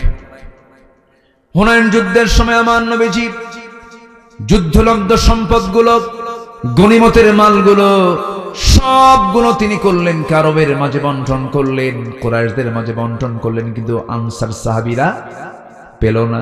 আনসার সাহাবীরা যখন পেল না, আনসার সাহাবীদের মনটা খারাপ হয়ে গেল। হুজুর সব তাদের দিয়ে দিলেন, কারণ হুজুর বংশ কুরাইশ, পাইছো কুরাইশা, রাসূল কুরাইশদের সঙ্গে মিশে গেছে, রাসূল আমাদের ভুলে গেছেন।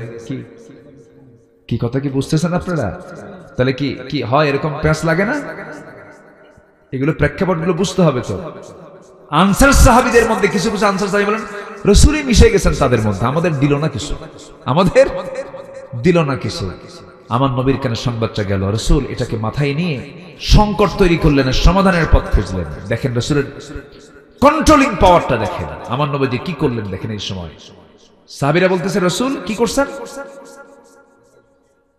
নিজের বংশের লোকের সঙ্গে মিশে গেছে, সব সম্পদ দিয়ে ওদেরই শেষ, আমাদের দিল না কিছু। বলেন কত বড় একটা কথা নবীর শান। আমার রাসূল শুনলেন কিন্তু কিচ্ছু বললেন না। এটা তেজোদ্দীপ্ত একটা ভাষণ দিলেন। আমার নবীজি বললেন, আলা তারাদাউনা ইলা মা'শারাল আনসার আন ইয়াযহাবা আন-নাসু বিশাতিন ওয়াল বা'ীর ওয়া তারজি'উ বিরাসূলিল্লাহি ইলা রিহালিকুম।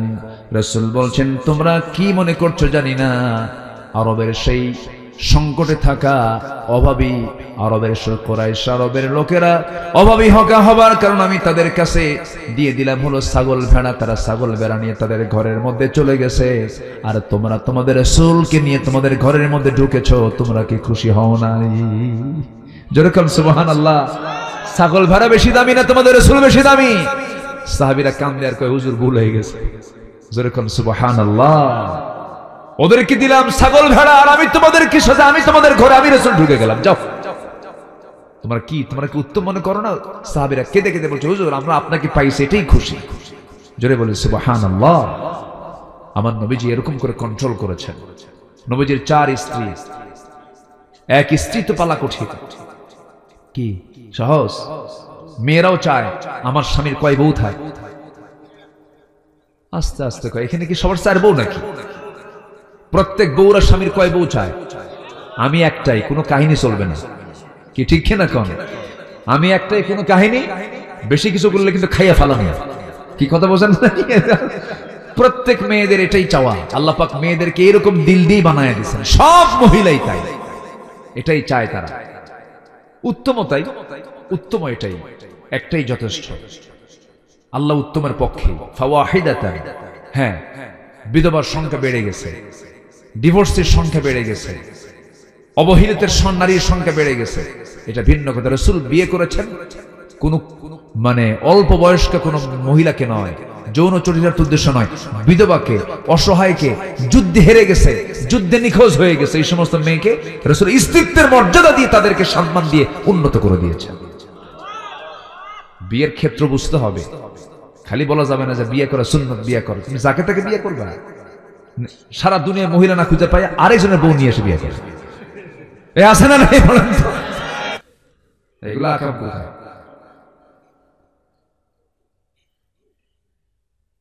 আমার নবীজির 4 স্ত্রী, কেউ বলতে পারতেছে না রাসূল কাকে বেশি ভালোবাসেন। 4 জনই গন্ডগোল লাগে, কয় যে আমার রাসূল বেশি ভালোবাসেন, আরেকজন আমার রাসূল বেশি ভালোবাসেন, মানে 4 জনই সমান সমান।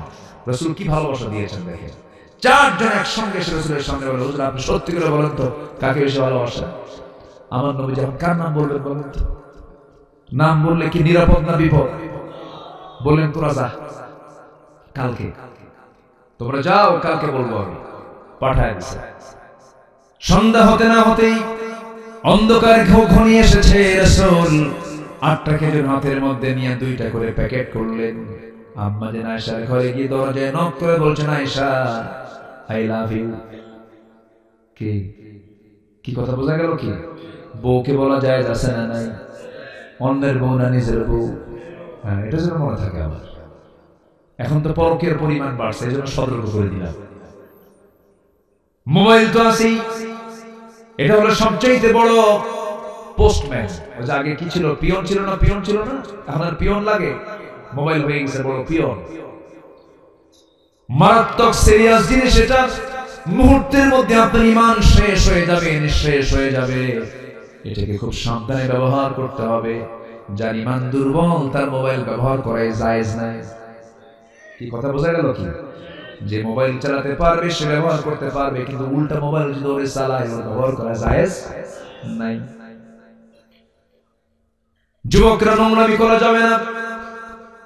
আমার নবীজি আম্মা জান আয়েশার ঘরে ঢুকিয়ে বলেন, আহিব্বুকা, আমি তোমাকে দারুণ ভালোবাসি। আমার আয়েশা রাগ করো না, আমি তোমাকে খুব পছন্দ করি, মহব্বত করি।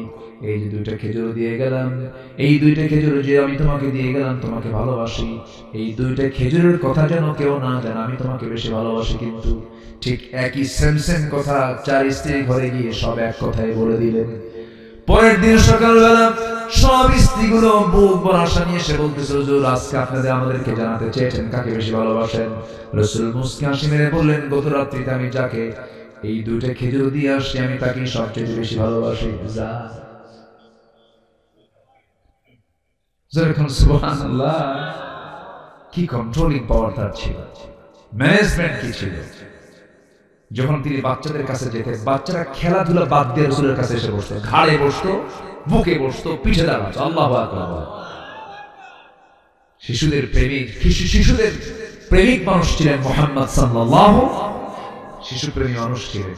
আবার নাতিপুতি নিয়ে গল্প করতেন, মজা করতেন। সন্তানদের মাঝে বাপ হয়ে যেতেন। মেয়ে ফাতিমাকে খুব আদর করতেন।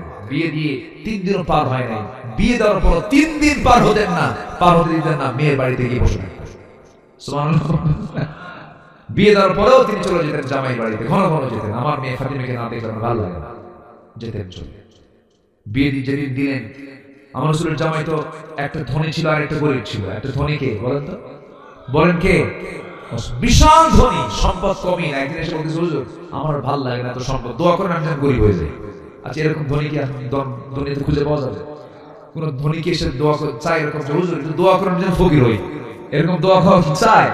কিন্তু তিনি এমন ধনী এসে বলতেছে, হুজুর আপনি আমার জন্য দোয়া করেন আমি যেন কি ফকির হয়ে যাই। রাসূল বলেন, তুমি কি করো কও তো, একটা তোমার লাইফ স্টাইল জিজ্ঞাসা করে কি? আচ্ছা, তুমি যখন উটের পিঠে বসে থাকো, উটের পিঠে যখন খাও তুমি কেমন করে খাও? কিন্তু দেখুন ইয়া রাসূলুল্লাহ, উট তো যখন চলে, আমি যদি সেই সময় যদি কোনো দানা মুখে নেই, কোনো খাবার মুখে নেই, একটা দানাও যদি আমার হাত থেকে পড়ে যায়, আমি উটটাকে বসাই। উট কি ছোট না বড়? একটা হাঁটা মানে কি জানেন? একটা পা ফেলা মানে আমাদের 7-8 দৌড় মারতে হবে। ওই উটটাকে বসায় ওই দানাটা তুলে ধুয়ে এরপর আমি আমার মুখে আবার খাবার হিসেবে তুলে নিই। একটা দানাও নষ্ট করি না। রাসূল বলেন, তোমার দোয়া আমি 1000 বার কইলেও কাম হবে না, তোমার সম্পদ আরো বাড়বেই। জোরে বলে সুবহানাল্লাহ। একজন দোয়া করেও সম্পদ হবে না, আরেকজন হলেন বিশাল ফকির, একজন বিশাল ধনী, আরেকজন বিশাল ফকির।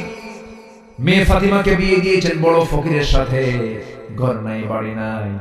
রাসূল বিয়ে দিয়ে বলছেন, মা এমন স্বামী তোমাকে দিলাম, ঘর না থাকতে পারে, বাড়ি না থাকতে পারে, কিন্তু কলিজাটা তাকওয়া দিয়ে ভরা, যাও সংসার করে খাও। কিন্তু একটা কথা মা বলে দিলাম, মৃত্যুর দিন পর্যন্ত স্বামীর বিরুদ্ধে একটা নালিশ যেন আমার কানে কোনোদিন না আসে। কি সুন্দর করে বলে, যাও তোমার ঘর শ্রেষ্ঠ ঘর, এখন স্বামীর ঘর করে খাও, আমার বাড়ি না, তোমার স্বামীর ঘর হচ্ছে তোমার আসল ঘর, যাও চলে যাও। আর আজকের মেয়ের বাপরা বিয়ের সময় কি করে জানেন? মা যা বিয়ে দিলাম, ফোন দিবি, যদি কিছু হয় তাহলে ফোনে শুধু বলবি একবার, খাইয়া ভালো কি আসে না ভাই, বলেন আসে না? সংসার সুখের হবে? হবে না। রাসূল কি শিক্ষাগুলো দিয়েছেন বলেন আলহামদুলিল্লাহ। আমার নবীজি ম্যানেজ করেছেন সবগুলোকে, সব কন্ট্রোল করেছেন। আমরা সামাজিক হব, সোশ্যাল হব, জোরে বলি ইনশাআল্লাহ। যারা মুসলিম তারা হবে আনসোশ্যাল না সোশ্যাল, বলেন অসামাজিক হবে না সামাজিক হবে? সমাজে মিলেমিশে থাকবে, কোনো গন্ডগোল করবে না, হিংসা করবে না, গীবত করবে না। হ্যাঁ, চার দোকানে বসে কি জিকির হয় না গীবত হয়? জিকির হয় না গীবত হয়? বিড়িও খায়, গীবত করে। হাই রে বিড়ি টানে, শীতের মধ্যে বিড়ির পরিমাণ কমে না বাড়ে? দাম হাই রে খাওয়া খা, ইটের ভাটা ফেল। মানে মেলা আছে যেখানে, যেখানে কোনো গ্যাদারিং, এত গন্ধ বিড়ি, মশা পর্যন্ত বিরক্ত, এত খাওয়া। আল্লাহ তুমি বাঁচাও এই সমস্ত নেশা থেকে জাতিকে, জোরে বলি আল্লাহুম্মা আমিন। আরো জোরে আল্লাহুম্মা আমিন। সবাইকে ফজর পড়বো, জোহর পড়বো, আসর পড়বো, মাগরিব পড়বো, এশা পড়বো। কারা কারা পড়বেন হাত তুলে দেখান তো দেখি, জোরে বলি ইয়া আল্লাহ আমাদেরকে ফজর, জোহর, আসর, মাগরিব, এশা 5 ওয়াক্ত নামাজ আদায় করায় তৌফিক তুমি আল্লাহ দিয়ে দাও, জোরে বলি আমিন। আরো জোরে আমিন। ওমর ফারুকের সঙ্গে যে মহিলার কথা বলতো আমি কি শেষ করেছি? একটু কথা আছে না, শুনবেন না? জোরে বলি ইনশাআল্লাহ। সম্মানিত ভাইরা, অনেক বাড়িতে মা বোন আছে, মাহফিলে মা বোনরা আসছে কি? আসছে। আমার পিছনে মায়েরা আছেন, আলহামদুলিল্লাহ। আমার মাদের কিছু বলবো, পুরুষের চাইতে 1000 গুণে সহজ আপনার জান্নাতে যাওয়া। কিন্তু জাহান্নামে পুরুষ বেশি না মহিলা বেশি? কারণ কি জানেন? খালি চেহারা দেখা। খালি কি দেখা? খালি চেহারা। জানো আমি কত সুন্দরী, কি আছে না নেই বলেন তো? আছে। সুন্দরী দেখাতে হবে কয়জনকে? বলেন কয়জনকে? বলেন কয়জনকে? আর মহিলা মানুষগুলো ভ্যানওয়ালাকেও দেখায়, হ্যাঁ, রাস্তার যারে পায় তারই দেখায়। এত সস্তা আপনি হয়ে গেলেন কেন? মার্কেটে যায় ঢং ঢং করে, দোকানদারের সামনে গিয়ে 3 পিস পরে, চুলটা ছেড়ে দিয়ে, লিপস্টিক লাগায়া, গালে আটা ময়দা লাগায়া, দোকানদারের সামনে ফেল ফেল করে হাসে আর বলে, ভাইয়া একটা শাড়ি দেখানো যাবে কি? ওই বাপরে বাপ, তার মাখার সিফাত কি দেখছেন? এরকম করে বলে। দোকানদার তো ভাষা শুনে তো চিত হয়ে পড়ে, ওর ইমান তো শেষ। শাড়ি একখান বের করে দোকানদার নিজেই শাড়িটা নিজের গায়ে লটকা দিয়ে বলে, আপা এই শাড়ি কিন্তু আপনাকে দারুণ মানাবে। ওটা আরেক বদমাইশ আছে না নাই? উল্টা দাওয়াত দেবে কি, ও উল্টা আরো ইমান আরো নষ্ট করে। এই হলো অবস্থা।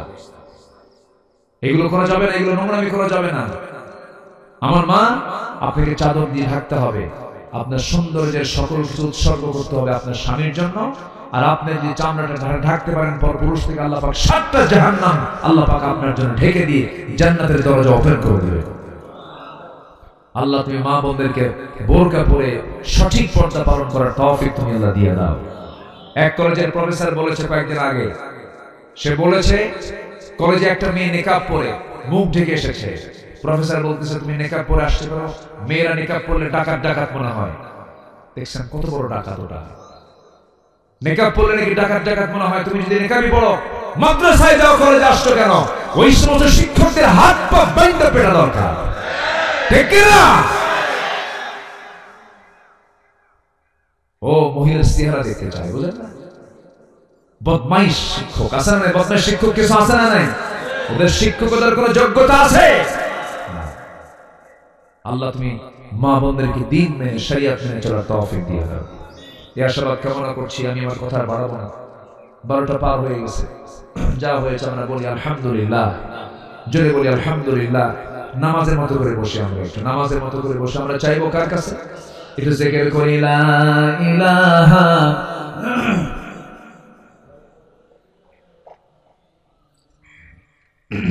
লা ইলাহা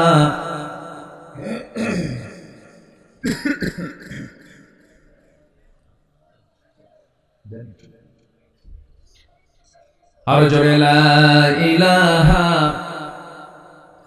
সুবহানাল্লাহ আলহামদুলিল্লাহ লা ইলাহা ইল্লাল্লাহ মুহাম্মাদুর রাসূলুল্লাহ লা ইলাহা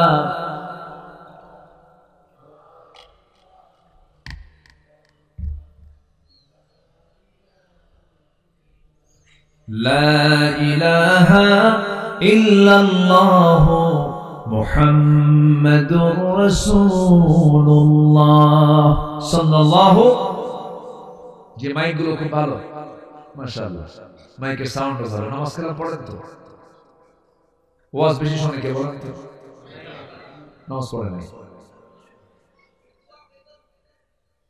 ফজর পড়বেন না ইনশাআল্লাহ? তাও কিছু করেন না। এই ফজর পড়বেন না? পড়তে হবে ইনশাআল্লাহ। বলেন ইনশাআল্লাহ, যে আল্লাহ কবুল করুন। জোরে বলি আমিন। যে ফজরের দিক তাকিয়ে আমরা আর লম্বা সময় নেব না। শীতের রাত, কষ্ট হচ্ছে, মাটিতে বসে আছেন। আল্লাহ তুমি এই কষ্টকে তুমি আল্লাহ জান্নাতের কারণ বানায় দাও। জোরে বলি আল্লাহুম্মা আমিন। সবাই বলি সুবহানাকা আল্লাহুম্মা ওয়া বিহামদিকা আশহাদু আল্লা ইলাহা ইল্লা আনতা আস্তাগফিরুকা ওয়া আতুবু ইলাইকা।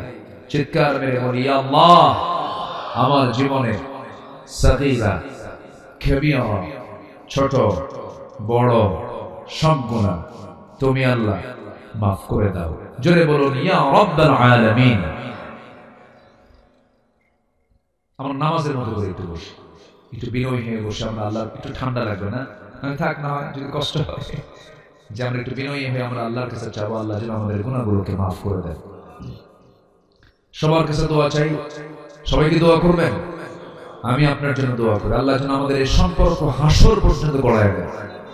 আমাদের আশরাফুল ভাই কোথায় আছেন? আলহামদুলিল্লাহ, মাশাআল্লাহ। আল্লাহ তুমি মাহফিলকে কবুল করো। জোরে বলি আমিন। আসুন আমরা আল্লাহর কাছে চাবো। কার কাছে প্রার্থনা করব আমরা? আল্লাহর কাছে। জি, আল্লাহুম্মা আমিন। রব্বানা যালামনা আনফুসানা ওয়া ইল্লাম তাগফির লানা ওয়া তারহামনা লানাকুনান্না মিনাল খাসিরিন। গভীর রাত, নিঝুম রাত, জীবাণু রাত্রিতে চাঁদের মতো হাজার মুসলমান নরনারী নিয়ে তোমার কালামের একটা আয়াতকে সামনে রেখে দিন প্রতিষ্ঠার আন্দোলন করা দরকার। দিন প্রতিষ্ঠা আমাদের দিন নিয়ে কিছু কথা বলেছি। কাঙ্গাল ফিকারের মতো দুটো হাত পেতেছি আল্লাহ। তোমার পছন্দের যারা বান্দা খোলাফা রাশিদিনদের খেলাফত নিয়ে, তাদের শাসন কার্য নিয়ে কিছু কথা বলেছি। তোমার শাহী দরবারে কাঙ্গাল ফিকারির মতো দুটো হাত পেতেছি আল্লাহ। গুনার দিকে নজর দিও না, বান্দা মনে করে তামাম জিন্দেগির গুনাহগুলোকে মাফ করে দাও। জনম দুঃখিনী মা যারা বিদায় নিয়েছেন, জিন্দেগির গুনাহগুলো মাফ করো, কবরগুলোকে জান্নাতের টুকরা বানায়া দাও। রব্বিরহামহুমা কামা রব্বায়ানি সগীরা, রব্বিরহামহুমা কামা রব্বায়ানি সগীরা। আল্লাহ তাআলা বিশেষ করে এই মাহফিলের আয়োজন যারা করলেন, শোনার জন্য দূর দূরান্ত থেকে যারা আসলেন, বিনিময়ে কিয়ামতের কঠিন ময়দান যেদিন কেউ কাউকে চিনবে না, এমনকি মা সন্তানকে পর্যন্ত অস্বীকার করে বসবে, যেদিন মানুষ কাঁদতে কাঁদতে চোখের পানিগুলো ফুরে যাবে, চোখ থেকে রক্ত বের হওয়া শুরু হয়ে যাবে, সেই কঠিন মুসিবতের দিন এই মাহফিল সবার জন্য নাজাতের মাধ্যম তুমি আল্লাহ বানিয়ে দিও। هو الله